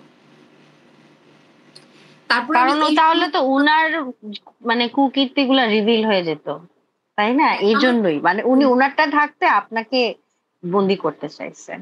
আরে দিদি, আমার কাছে স্টিল নাও এসডি কার্ড এখনো আছে। আমি জানি যে যে কোনো সময় ওখান থেকে অ্যাটাক হতে পারে। আমার প্রমাণ, হ্যাঁ, আমাকে আমার কাছে এসডি কার্ড এবং মেমোরি কার্ড রয়ে গেছে, আমি এখনো সংরক্ষণ করে হাজারটা ব্যাকআপ বানান, হাজারটা ব্যাকআপ বানায় রেখে দিবেন। ইভেন এখনো আমার যে লাইফস্টাইল ব্লগ পেজটা, ওখানে এখনো এসে তার অনেক ইয়েরা এসে এখনো সাঙ্গপাঙ্গরা এসে ব্যাড কমেন্ট করছে, ফেক আইডি কমেন্ট করে, তখন আমি বুঝতে পারি কোন উদ্দেশ্যে কথাগুলা বলছে। আচ্ছা ঠিক আছে, 2014 সালে আপনাদের ডিভোর্স হয়ে গেল, এরপরে আপনি ঢাকায় চলে আসলেন। আমরা এর পরেরটা একটু জানতে চাই যে মানে আপনি কিভাবে ঢাকায় আবার সবকিছু নতুন করে শুরু করা, মানে আপনার তো কুমিল্লা থেকে রাঙামাটি গিয়ে নতুন করে শুরু করা লাগছে, আবার রাঙামাটি থেকে ঢাকায় এসে আবার নতুন করে শুরু করা সব। হ্যাঁ, 2014 সালে আমি ও সময় কিন্তু আসি, তখন পর্যন্ত আমরা মানে তখন আমি মাইন্ডলি সেট করি নাই যে আমি ডিভোর্স নিব। ঢাকায় তো ও আমার কাছে ক্ষমা টমা চাইলো, আমি আমার ফ্রেন্ডের বাসায় ছিলাম ঢাকায়, মানে আমি পুরোপুরি ঢাকায় সেটেল হয়ে যাব এরকম চিন্তা। পরে আমার কাছ থেকে সরি টরি বলে ক্ষমা টমা বলে ওখানে নিয়ে গেলো। নিয়ে যাওয়ার ঠিক 1 মাস পর আবার সেম কাহিনী করার পরে মানে টোটালি লিটারালি তখন আমি মানে কি করব আসলে বুঝতে, ডিভোর্সের কথা তো তখন চিন্তাই করিনি। তখন আমি আবার আমার ফ্রেন্ডের বাসায় চলে আসছি, সেও তার সাথে সাথে আমার মানে 2 দিনের মধ্যে সে আবার ঢাকায় আসছে। এসে সে আবার আমার ফ্রেন্ডের বাসায় এসে আমার হাতে পায়ে ধরা শুরু করলো। এখন আমাকে বলছে তুমি যেটা সিদ্ধান্ত নিবে সেটাই হবে। তা আমি বলছি আমি আর থাকবো না, আমি ঢাকায় সেটেল হব। আচ্ছা, তো সে বললো ঠিক আছে তোমার কথাই হবে, তারপরে আমি তোমাকে ছাড়বো না। আচ্ছা ঠিক আছে, ওকে ফাইন। আমি ঢাকা থেকে আমাকে নিয়ে গেল, নিয়ে যাওয়ার পর ওখানে বুঝানোর পরে আমাকে বললো ঢাকায় কোথায় থাকবো। পরে আমরা উত্তরাতে বাসা দেখলাম একটা, হচ্ছে কত উত্তরার 4 নম্বর সেক্টরে। আচ্ছা আচ্ছা, 4 নম্বর সেক্টরে ওইখানে একটা কি স্কুল, টার্কিশ হোপ ইন্টারন্যাশনাল স্কুলের ঠিক অপোজিটে আমি একটা ফ্ল্যাট নেই, ও আর আমি সহ। ওখানে মূলত আমার কথা হয়েছে যে আমার পার্লার থাকবে 2 রুমে, তোমার চেম্বার থাকবে। তো আমাদের পার্লার চেম্বার একসাথেই হবে, এই পাশে চেম্বার এই পাশে পার্লার। ঠিক আছে, হলো দিদি, আমি খুব ভালো ছিলাম, চলতেছে দিনকাল, চলতেছে। এর মধ্যে হচ্ছে সে আমার কাছে ধরা খেলো আবার। তার সেই ভার্সিটি লাইফে ডেন্টালে যখন সে হচ্ছে এখানে ঢাকা ডেন্টাল কলেজে পড়তো, ওই সময় এক বাঙালি মেয়ের সাথে তার অ্যাফেয়ার ছিল। ওই মেয়ে সিলেট থেকে তারে কল দিছে একদিন রাতে। আচ্ছা, তখন মানে বন্ধু না, একদম প্রেমিকা? হ্যাঁ, ওই সময় তার এক্স ছিল। ওটা জিমেইল এর মাধ্যমে তখন আমরা ভিডিও কলে কথা বলতাম, মনে আছে? মেইলের মাধ্যমে, ওয়েবক্যামে। রাত তখন বাজে 1টা না 2টা, আমার হঠাৎ করে ঘুম ভেঙে গেছে। ঘুম ভেঙে কোথায় গেছে আমি একটু গিয়ে দেখি যে সে ল্যাপটপে বসে ওর সাথে, আমাকে দেখার সাথে সাথে ঠাস করে বন্ধ করে দিচ্ছে। বন্ধ করে দেওয়ার পর তো আমার আরো বেশি সন্দেহ বেড়ে যায় না? বেড়ে যাওয়ার পরে তখন আমি তাকে জিজ্ঞেস করলাম, তুমি কি সুমাইয়ার সাথে কথা বলতেছিল? ওই মেয়ের নাম সুমাইয়া ছিল। সুমাইয়ার সাথে কথা বলতেছিলা? তোমাকে আমি 1 বার 2 বার 3 বার ক্ষমা করেছি, আর কতবার ক্ষমা করব? তুমি কি আজকে ওর সাথে কথা বলতেছিলা? ওই মেয়ের তো বিয়ে হয়ে গেছে, ওই মেয়ে লন্ডনে থাকে, ওই মেয়ে তোমাকে কেন ফোন দেয়, কি কারণে ফোন দেয়? তো ওটা বলতে বলতে একটা কথা বলতে সে আমাকে চর মেরে দেয় আর কি। চর মেরে দেওয়াটা মানে আবার যা ছিল তাই পড়ে যায়। তারপরে আমাকে তুলে নিয়ে বেডরুমে নিয়ে গিয়ে তখন হচ্ছে কান্নাকাটি করছিলাম। ওই যে আমার স্টাফ 2 জন ছিল, ওরা একদম দৌড়ে আসছে, ওরা দেখে খুব বাজে অবস্থা, মানে ওই সময়টা আসলে মান সম্মান মানে সব ধুলোয় মিশে গেছে। ও আমাকে ওই সময় খুব মানে টর্চার করতেছিল। তখন ওই ছেলেরাই বলতেছে যে দাদা হি গড়তেছি আনসিনিকা করে হিতে বুঝিরে মারতে তুই। হ্যাঁ সিয়ান্দো ঠিক নয় দাদা ও সেকে থারে হতে তুই সরেতুন হনে হয় থারে এমন ভাবে ফিরতে থাকে জেনে যে বাড়ি হিনে হবালত ফিরে ফিরে এরপর দে মরে ফিরি ফুদাই দে পরের দিন বেন্যা ওদিন আরো মতন মাছ চার ওই হতে আয় মরে উনি তো পুরো সাইকটিক ভাই এক্স্যাক্টলি তো সেদিন যে মই হি গজং আর মুল্লাসুর পরে মই ফোন দিও মুল্লাসুর বল দে গুলশানত থাই থে আয় চিনি বে এনডিপি থেওলো দে ইয়ালো থে সুর আচ্ছা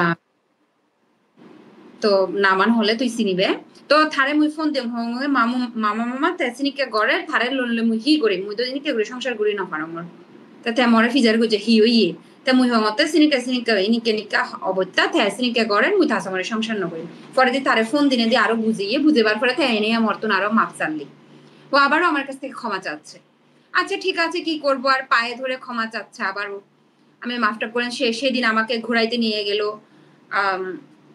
সে আবার ক্যাডেটে লেখাপড়া করেছে ক্যাডেটের স্টুডেন্ট তাদের আবার একটা ক্লাব থাকে ওখানে আমাকে রাতের বেলা আমরা সবাই এসে পার্টি পুর্টি করলো আমাকে নিয়ে গেল পরিচয় করে দিল ক্লাবে প্রায় আসা হয় যাওয়াটার পরে হচ্ছে কি আমরা সুন্দরভাবে মানে করলাম ভালোই চলতেছিল দিনকাল সবকিছু ঠিকঠাক তো ঠিকঠাক দিনকাল চলতেছিল মানে মোটামুটি সবকিছু ওকে ঠিক আছে এরপরে যেটা হলো যে কি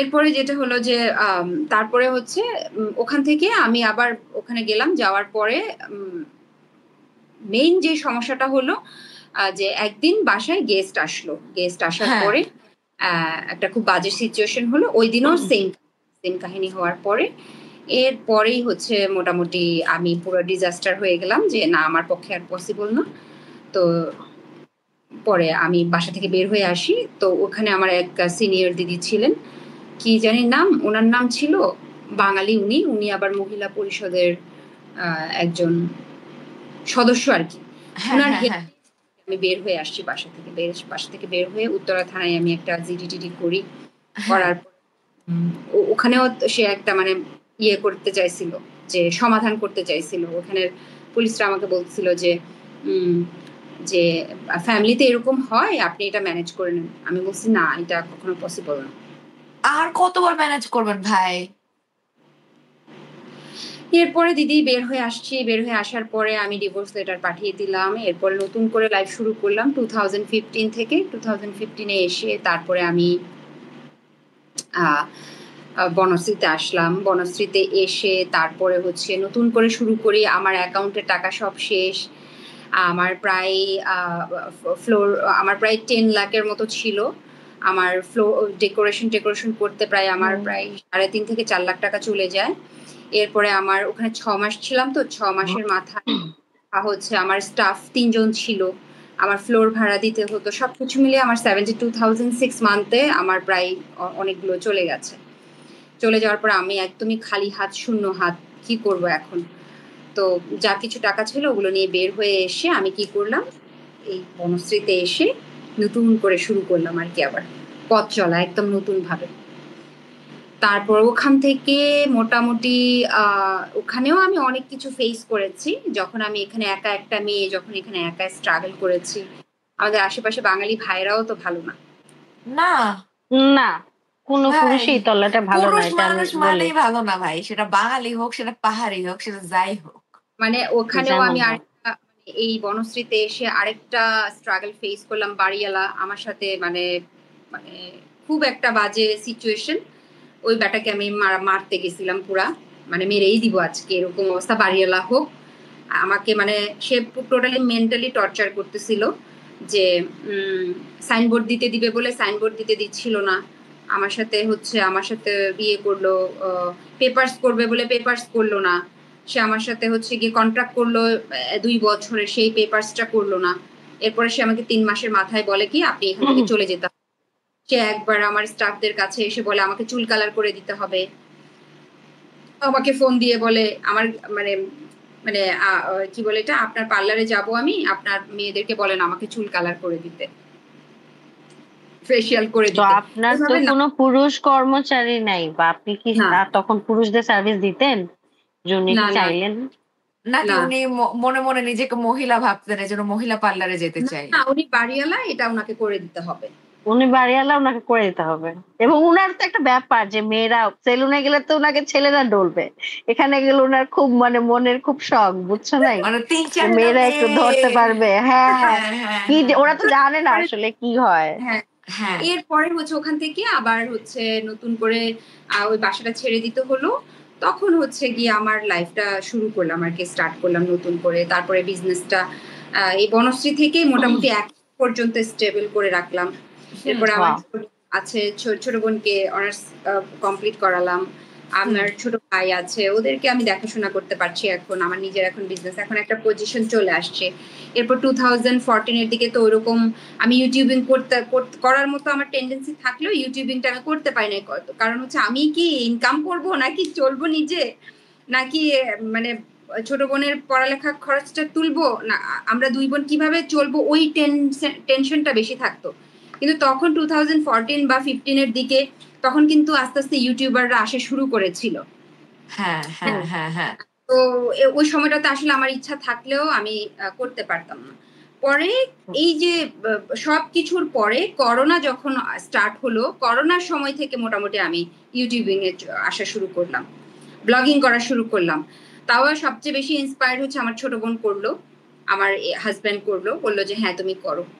তো আচ্ছা, আপনার বর্তমান যে হাজবেন্ড, ওনার সাথে আপনার বিয়ে হয়েছে কবে এবং হচ্ছে আপনাদের কিভাবে আসলে পরিচয়টা হইলো? 2016 এর দিকে মানে আমরা আসলে খুব ভালো ফ্রেন্ড ছিলাম। তো আচ্ছা। ফ্রেন্ড থেকে মোটামুটি আমাদের হচ্ছে গিয়ে বিয়ের পর্যন্ত চলে আসে আর কি। ফ্রেন্ড, আমরা ফেসবুকে পরিচয়, ফেসবুক থেকে মোটামুটি আমি আসলে ওরকম ভাবে কখনো চিন্তা করিনি, সবসময় ফ্রেন্ডই ভাবতাম।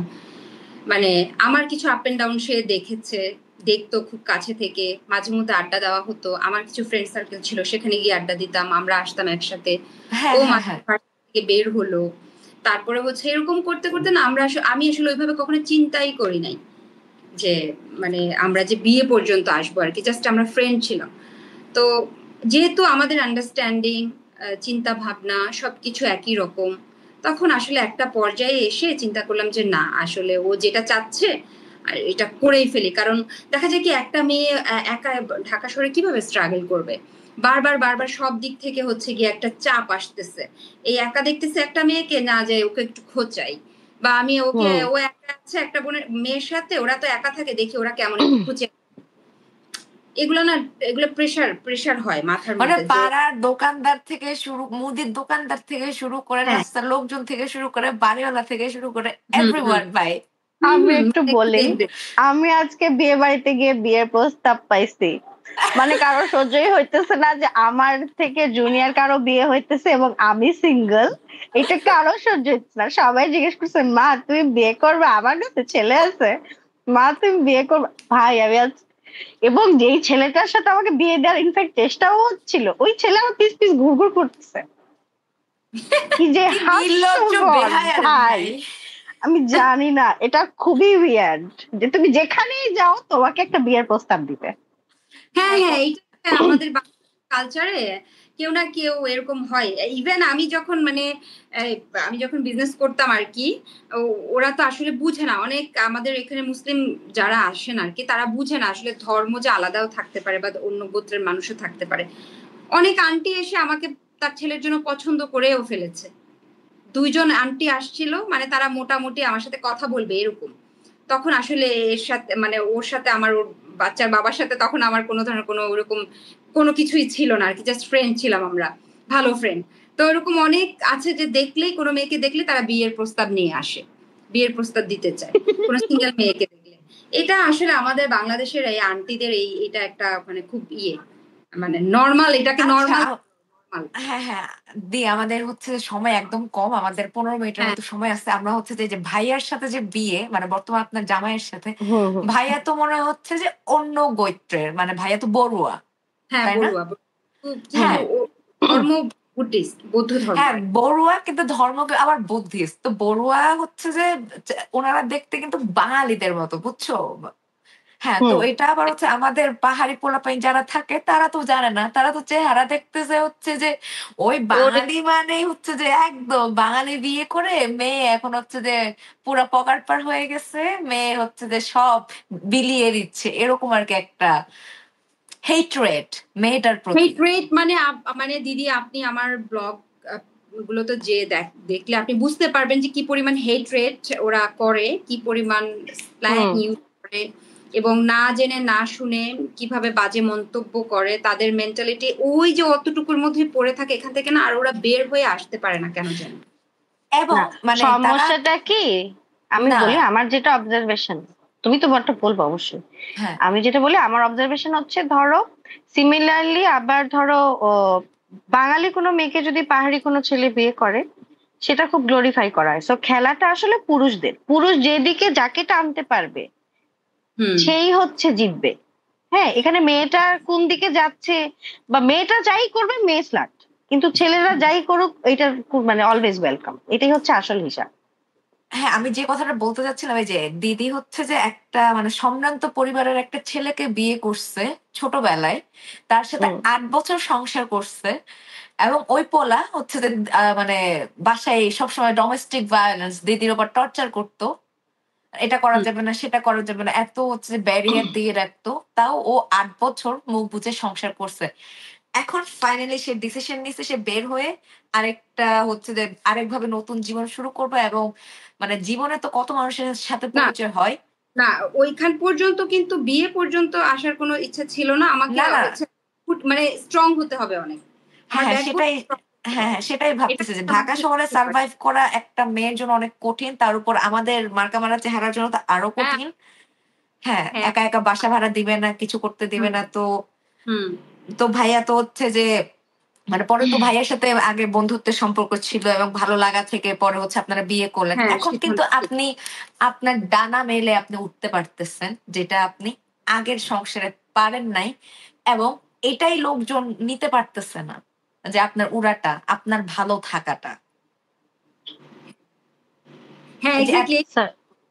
আর আমি আমি আমার সবকিছুতে সাকসেস, ওরা আমাকে হ্যাঁ, কখনো টেনে ধরে রাখতে পারেনি কোনো কিছুতেই। না, না আমি আমার সাকসেস, আমি আমার ব্লগিং এর সাকসেস, আমি যে কাজটা করছি সেটাতে আমি সাকসেস। আমি যদি এখন যদি বলি একটা ভালো বড় ব্র্যান্ডের সাথে কাজ করতে চাই, আমাকে অনায়াসে ওরা আমাকে ইনভাইট করবে, ইনভিটেশন পাঠাবে। আচ্ছা, তো এখন আপনার হচ্ছে এত কাজের মধ্যেও আপনি একটা মানে বাবুও কিন্তু বড় করছেন। মানে ছোটবেলা থেকে বাবু এখন হ্যাঁ বড় হচ্ছে আস্তে, আস্তে। এটা মানে বাবুকে সময় দেয়া এটা তো অনেক কঠিন হয়ে যাওয়ার কথা। ওই যে আহ, এই জন্য বলছি দিদি, ফার্স্ট থেকে লাস্ট পর্যন্ত বললাম আমি আমার মানে আমার স্পিরিট যেটা, আমার কাজের প্রতি যে ডেডিকেশন, আপনাকে আমি প্রথমে বলেছি কিন্তু, হ্যাঁ, হ্যাঁ, যেটা হ্যাঁ, আমার হ্যাঁ, বাবা হ্যাঁ। আমার মাঝে একদম ভালোভাবে গ্রো আপ করে দিয়েছে। যে ওই ডেডিকেশন থেকে ওই ওখানে মোটামুটি আমার কাজটার প্রতি আমার হচ্ছে আগ্রহ, এবং আমার ছোট বোন থাকার কারণে হ্যাঁ। মোটামুটি আমি ভালো সাপোর্ট পাচ্ছি ও হ্যাঁ। আমার ছোট বোনটার জন্য। আমি যদি কাজে ব্যস্ত থাকি আমার বাবুটাকে সে টেক কেয়ার করে দিচ্ছে। আর যদি আমি ধরো আমি কিন্তু আমার বাচ্চাকে কোলে নিয়েও আমি কিন্তু আগে ইয়ে করতাম, ফ্রিল্যান্সিং করতাম মেকআপের উপর। ফ্রিল্যান্সিং মানে গিয়ে ব্রাইড সাজানো। হ্যাঁ, হ্যাঁ, হ্যাঁ, হ্যাঁ, হ্যাঁ। হুম তো মেকআপের যখন ফ্রিল্যান্সিং করতাম আমি তখন বাবুকে নিয়ে আমি ঢাকা শহরের অনেক জায়গায়ও আমি গিয়ে আমার স্টে করতে হয়েছে। আমার স্টাফ নিয়ে যেতাম, স্টাফ গুলো বাবুকে দেখতো, আমি ব্রাইড করতাম। আচ্ছা। হ্যাঁ, হ্যাঁ, তো হ্যাঁ। বাহ! আমি কাজ নিয়েও কাজ করেছি। এবং আমার এখানে যখন স্যালনে এখন না আমি একটু কাজের ইয়ে কমিয়ে দিয়েছি, মানে একদম গুনে গুনে লিমিটেড কিছু ক্লায়েন্ট দেখি। আগে আমার যখন ঢালাও ভাবে ক্লায়েন্ট দেখতে হতো তখন আমার বাচ্চাকে আমার কাঁধে তুলে ধরে ওই যে বেবি সিটার ইয়ে দিয়ে বেঁধে হ্যাঁ, হ্যাঁ। হতো। আমার এমনও দিন গেছে ফেসিয়াল বেড থেকে বাবু তার বয়স কত ৮-৯ মাস, ফেসিয়াল বেড বসতে পারে আর কি ১-১.৫ বছর, সরি ১-১.৫ বছর ফেসিয়াল বেড থেকে পড়ে আমার বাবু এখান থেকে ব্যথায় একদম এমনও দিন গেছে আমি তখনই বলেছি আমি কাজেই ছেড়ে দিব। পরে ওর বাবা বলেছে না তুমি এত মাথা খারাপ করো না, মাথা রাগ করো না, এটা হয়, আমরা যেহেতু দুজনে স্ট্রাগল করছি কোনো সমস্যা নাই, একদিন আমাদের ভালো দিন আসবে। স্ট্রাগল কি মানুষের জীবনে সবসময় থাকে, এটা বলতো আর কি। ও যেটা করতো আমার বর্তমান প্রেজেন্ট হাজবেন্ড, সে সবসময় আমাকে এবং আমার ছোট বোন সবসময় হচ্ছে আমি যেন মানসিকভাবে কোনো ধরনের কোনো ডিপ্রেশনে না যাই, সেই জিনিসটা মানে যেন মানে স্ট্রেস না নেই, ওই জিনিসটা সবসময় খেয়াল রাখে আমার, যেন আমি কোনো একটা বিষয় নিয়ে খুব বেশি ইয়ে না হই, যে স্ট্রেস না নেই। হ্যাঁ, ওটা নিলে হয় কি আমি এগুলা তো নিতে পারবো না, এমনিতেই আমার লাইফটা পুরো স্ট্রাগল করে করে করে করে আসে, এখন যদি আমি এটার উপর আরো স্ট্রাগল করি তখন মেন্টালি আমি ডিসঅর্ডার হয়ে যাবো। হ্যাঁ, পাগল হয়ে যাবেন তো ভাই, মানে আর কত। হ্যাঁ, এই কারণে এরা দুইজন কি করে, এরা দুইজন আমার দুইজন মানে ইয়ের মতো, কি বলে এটা, যে গৌতম বুদ্ধের যে সারথি এই দুইজন হচ্ছে আমার খুবই সারথি সুইট। সারথি আর ইয়ে। তো যাই হোক দিদি, আমি মানে মোটামুটি এখন আমার যে পজিশনটা ক্রিয়েট করেছি সম্পূর্ণ আমি অনেক স্ট্রাগল করেছি, অনেক কিছু সইতে হয়েছে, আমাকে অনেক কিছু ফেস করতে হয়েছে। আমি যখন ফার্স্ট ওর বাবার সাথেও তখন আমার ইয়ে ছিল না, যখন ফার্স্টে এসে আমি যখন বনশ্রীতে আমার স্যালুনটা ওপেন করি আর কি, আমি একা পল্টনে গিয়ে খুঁজে খুঁজে আমি সাইনবোর্ড বানিয়েছি ওইখানে বসে থেকে, ওইখানে সব ছেলে, আমি শুধু একা একটা মেয়ে, আমার সাইনবোর্ড এনে ওইখান থেকে মানুষ এনে সাইনবোর্ড কন্ট্রাক্ট করে আমি সাইনবোর্ড এনে বাসার উপরে টানিয়েছি, আমি এরকম কষ্ট করেছি আর কি। তো আমার এরকম মানুষও ছিল না যে গিয়ে ওই সাইনবোর্ডটা অর্ডার করে নিয়ে আসবে, আমি নিজে সাইন করে ব্যানার ঠিক করে পুরো সাইনবোর্ড রেডি করে তারপরে এনে লোক দিয়ে এখানে টানাইছি, এরকম আমার মানে সময় গিয়েছে, বিজনেসটাকে আমি এত বেশি ভালোবাসতাম বা ফোকাস করতাম। এই জন্য আমি আরেকটা জিনিস জিজ্ঞেস করবো, ভাইয়া মানে বর্তমানে আপনার জেনে হাজবেন্ড ভাইয়া আপনারা তো মনে হয় একসাথে থাকেন সবাই, শ্বশুর শাশুড়ি সহ? হ্যাঁ হ্যাঁ হ্যাঁ, শাশুড়ি মারা আসে, শ্বশুররা আসে। হ্যাঁ, শ্বশুর শাশুড়ির কাছ থেকে সাপোর্টটা কেমন পাচ্ছেন? শ্বশুর শাশুড়ির থেকে একদম টু বি অনেস্ট ওরকম আমি কোনো সাপোর্ট পাই নাই, বাট দে আর ভেরি মানে কি বলবো এটা, মানে একসেপ্ট করার মতো তাদের টেন্ডেন্সিটা আছে যে আমার বৌমা এটা করতেছে, ঠিক আছে করুক, সে ওটার মধ্যে বদার করবো না। তার আমার শ্বশুর বিশেষ করে এই মানে প্রেজেন্ট শ্বশুর বিশেষ করে উনি খুবই মানে একদম ইয়ে মাইন্ডেড, ব্রড মাইন্ডেড, যে বৌমা এটা করছে, কোনো ড্রেস আপ নিয়েও তার কোনো ধরনের কোনো সমস্যা নাই, কমপ্লেন মানে কোনো কাজ নিয়েও তার কমপ্লেন নেই, শুধু তারা একটু টেক কেয়ারটা চায়। আচ্ছা, স্বাভাবিক, বয়স হয়ে গেছে, অতটুকু আসলে ওরা আশা করে। এবং আমার শাশুড়ি মা কিন্তু ওই যে চিটং মেডিকেলের ছিলেন, রিসেন্টলি উনি 2 বছর আগে রিটায়ারমেন্ট করেছেন আর কি, সিনিয়র নার্স ছিলেন, এরপরে হচ্ছে সুপারভাইজার হলেন, এরপরে উনি হচ্ছে ইয়ে করে, তো উনিও একজন ওয়ার্কিং ওমেন হওয়াতে উনার ভাবনাও একদম প্রগতিশীল আর কি, মানে যখনই আসে যখনই দেখে খুব আদর করে এবং সাপোর্টটা ওইভাবে আমাকে দেয়। কিন্তু ওরা সশরীরে থাকতে পারে না এখানে, কিন্তু ওইখান কতটুকু সাপোর্ট দেওয়ার, তার ছেলেকে বোঝানোর বা তার নাতিকে বোঝানোর, আমাকে বোঝানোর যেটা দায়িত্ব সেটাই ওরা ওইটাই করে। বাহ, কি চমৎকার। হ্যাঁ, এই এতটুকু মেন্টাল আমি একটা স্যাটিসফ্যাকশন নিয়ে আমি আছি এখন, আমার ওই দিক থেকে কোনো ঝামেলা নাই, দিক না হলে তো আমি এইভাবে উঠতে পারতাম না, এইভাবে আমি আমার লাইফস্টাইল লিডও করতে পারতাম না। আমরা অনেক খুশি, মানে আমি আমি আমি আমি তো সবসময় আপনাকে দূর থেকে দেখেছি, তো আমি তো জানি না এত কিছু যে আপনার জীবনে কি হয়েছে না হয়েছে, আমি তো কিছু জানি, জাস্ট দেখতেছি হচ্ছে আপনি ব্লগ বানাচ্ছেন, আপনি কাজ করে যাচ্ছেন, কিন্তু বিহাইন্ড দ্য স্টোরি এটা আমরা কেউই জানি না, যে আপনি এতদূর কিভাবে আসছেন আজকে জানলাম, এবং জেনে আমরা অনুপ্রাণিত হলাম যে এত স্ট্রাগলের মধ্যে আপনি তাও এখনো মুখে একটা হাসি নিয়ে সুন্দর কথা বলে যাচ্ছেন। ওই চমৎকার ব্যাপারটা হচ্ছে এখনো এনার্জিটা যে উনার মধ্যে এত সুন্দরভাবে কাজ করে যে না আমাকে কোনো কিছু থামাবে না, সেটা যাই হোক, মানে এই স্পিরিটটা আসলে প্রত্যেকটা মানুষের মানে দিদির কাছ থেকে শেখা উচিত, যে দুনিয়াদারি উদ্ধার হয়ে যাক। হ্যাঁ, আমরা কুকের দিকে যাবো। আমরা আমার যে এক্সপিরিয়েন্স, আমার কাজের হোল এক্সপিরিয়েন্স থেকে আমি যারা আমার এই প্রফেশনটাকে আমার এখন একটা সময় কিন্তু পার্লার বিজনেসটাকে খুব ছোট চোখে দেখা হতো, এখন কিন্তু মাস্টার ডিগ্রি কমপ্লিট করা মেয়ে, বাইরে থেকে এডুকেটেড একজন মেয়ে এসেও কিন্তু এই কাজটাই করছে। তো যারা নিউ কামার আছে সবার আগে এখন তো আর পার্লার বলে না, এখন বলে সালুন। সালুন বলবে, মেকআপ আর্টিস্টকে মুয়া বলবে, হ্যাঁ বিউটি ব্লগার এটা কমিউনিটি হয়ে গেছে, বিউটি ব্লগার কমিউনিটি। তো যাই হোক দিদি, নিউ কামার নিউ জেনারেশন যারা আসবে সবার আগে আমি বিজনেস স্টার্ট করতে গেলে আমার ওন এক্সপিরিয়েন্স থেকে বলবো honest is the best policy.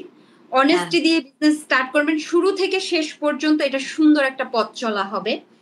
আর হচ্ছে সব সময় মানে ক্লায়েন্ট কি চাচ্ছে সেই জিনিসটাকে ফোকাস করতে হবে, এবং নিজের যে কাজের যে একটা স্যাটিসফ্যাকশন সেই জিনিসটাকেও মানে পয়েন্টে রেখে মানে এগিয়ে যেতে হবে।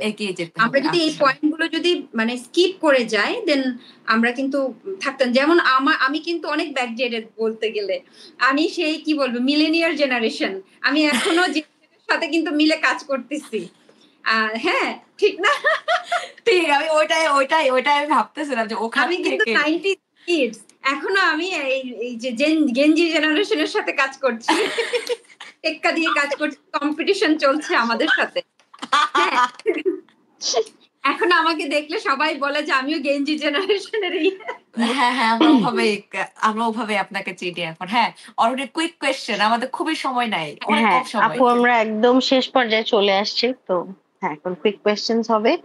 প্রথম কোয়েশ্চেন হচ্ছে যে আপনি যদি মানে আপনাকে বলা হয় যে আপনার একটা সুপার পাওয়ার থাকবে, একদম সুপার হিরো কমিক বুক যেরকম সুপার পাওয়ার, সেরকম যদি কোনো একটা পাওয়ার থাকে তাহলে সেটা কি এবং কেন? সেটা হচ্ছে কনফিডেন্স লেভেলটা অনেক বেশি রাখতে হবে। ওভার কনফিডেন্স থাকলেও সমস্যা নাই, সেটাকে কন্ট্রোল করতে আমাদের সেই ইয়েটা আছে। কনফিডেন্স থাকতে হবে, এবং যেটা হচ্ছে আমি যে কাজটা করব, যেটা আমার ভালো লাগে, যে কাজটা আমি করে সাকসেসফুল হব, সেই কাজটাই আমার করা উচিত। আদার্স কাজে কোনো ধরনের কোনো ফোকাস না করাটাই বেটার। এবং সুপার পাওয়ার বলতে দিদি আমরা সুপার পাওয়ার মানে একদম ধরেন সুপারম্যান, আয়রন ম্যান দের যেরকম সুপার পাওয়ার সেরকম চিন্তা করেন, ওয়ান্ডার ওম্যান এগুলো দেখি না, যে এরকম কোন অলৌকিক সুপার পাওয়ার। এখন আমি একজন মা, এখন আমি হচ্ছি মার উপরে তো আর কোনো মানে পাওয়ার হতে পারে না। আমি একজন মা, আমি এই মানে আমার মাদারহুড আমি অনেক বেশি এনজয় করেছি। আমার কাছে সুপার পাওয়ার হিসেবে এটাকে আমি বেশি প্রাধান্য দেই। এগুলা তো আমার চলে আসছে, এগুলো আমি এখন আমার যে কাজ, আমার বিজনেস, এটা তো আমার থেকেই যাবে, কিন্তু মা হিসেবে অনেক মানে এটাকে সুপার পাওয়ার মনে করছি, যে একটা বাচ্চাকে হ্যান্ডেল করে, পুরো একটা সংসার হ্যান্ডেল করে, শ্বশুর শাশুড়ি মেনটেন করে, তারপরে আবার আমার নিজের বিজনেস হ্যান্ডেল করে, সবকিছু আসলে হ্যাঁ ওনার সুপার পাওয়ার হচ্ছে যে উনি সব হ্যান্ডেল করতে পারছে। হ্যাঁ উনি আসলে হচ্ছে একদম মাল্টিটাস্কার। হ্যাঁ সেটাই তো, ওই যে ওইটা করে আমি সবকিছু হ্যান্ডেল করে আমি আবার আমার জায়গায় ফিরে আসতে পারছি। হ্যাঁ, নেক্সট কোশ্চেন। বেশি পছন্দ করি এই জায়গাতে এসে আমি আবার মানে খুব কনফিডেন্টলি কথা বলতে পারছি, কাজও করতে পারছি। ওকে, আমরা কুইকলি মুভ করবো, আমাদের হাতে 4 মিনিট সময় আছে। হ্যাঁ আচ্ছা, পরের প্রশ্ন হচ্ছে আপনার বিগত 1 সপ্তাহের কথা বিবেচনা করে আপনার মেন্টাল হেলথকে যদি কোনো রেটিং দিতে চান 0 থেকে 10-এ, তাহলে আপনি কত দিবেন? 0 থেকে 10-এ রেট করতে চাইবেন। মেন্টাল হেলথ এটা বলতে গেলে খুব টাফ আসলে। আমি 0 থেকে 10 কত বুঝিনি। 0 থেকে 10-এর মধ্যে কত দিবেন? 7। আচ্ছা, নট ব্যাড, 7। ঠিক আছে। আচ্ছা, এরপর আমি কোশ্চেন করি, আপনার পছন্দের খাবার কি? সেটা যে কোনো খাবার হতে পারে বা কয়েকটা খাবার হতে পারে, যে চা থেকে শুরু করে এভরিথিং। প্রথমত আমি মানে আমার নিজের হিসেবে আমার যদি ট্রেডিশনাল মানে ফ্লেভার বা ফুড হয়, সেটা হচ্ছে আমাদের নিজেদের পাহাড়ি যে খাবারগুলো, সেগুলো সাদা ভাত সাথে হচ্ছে আমাদের পাহাড়ি ফুডগুলো। সেটা হতে পারে চাটনি, সেটা হতে পারে খরবো, সেটা হতে পারে শুটকি, এইগুলা। এরপরে গিয়ে হচ্ছে যদি আমাদের এশিয়ান কোনো খাবার থাকে, সেটা হচ্ছে কি আমি স্টেকটা খেতে খুব পছন্দ করি, আমার ফেভারিট স্টেক।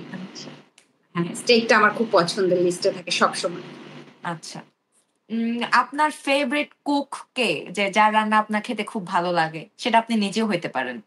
না, আমার ছোট বোন। আচ্ছা, আমার ছোট বোনের রান্না সে অনেক মজা, এবং সে সবকিছু মশলা হতে শুরু করে পাই হিসাব করে দেয়, এবং সে সেটার উপরে অনেক বেশি স্টাডি করে।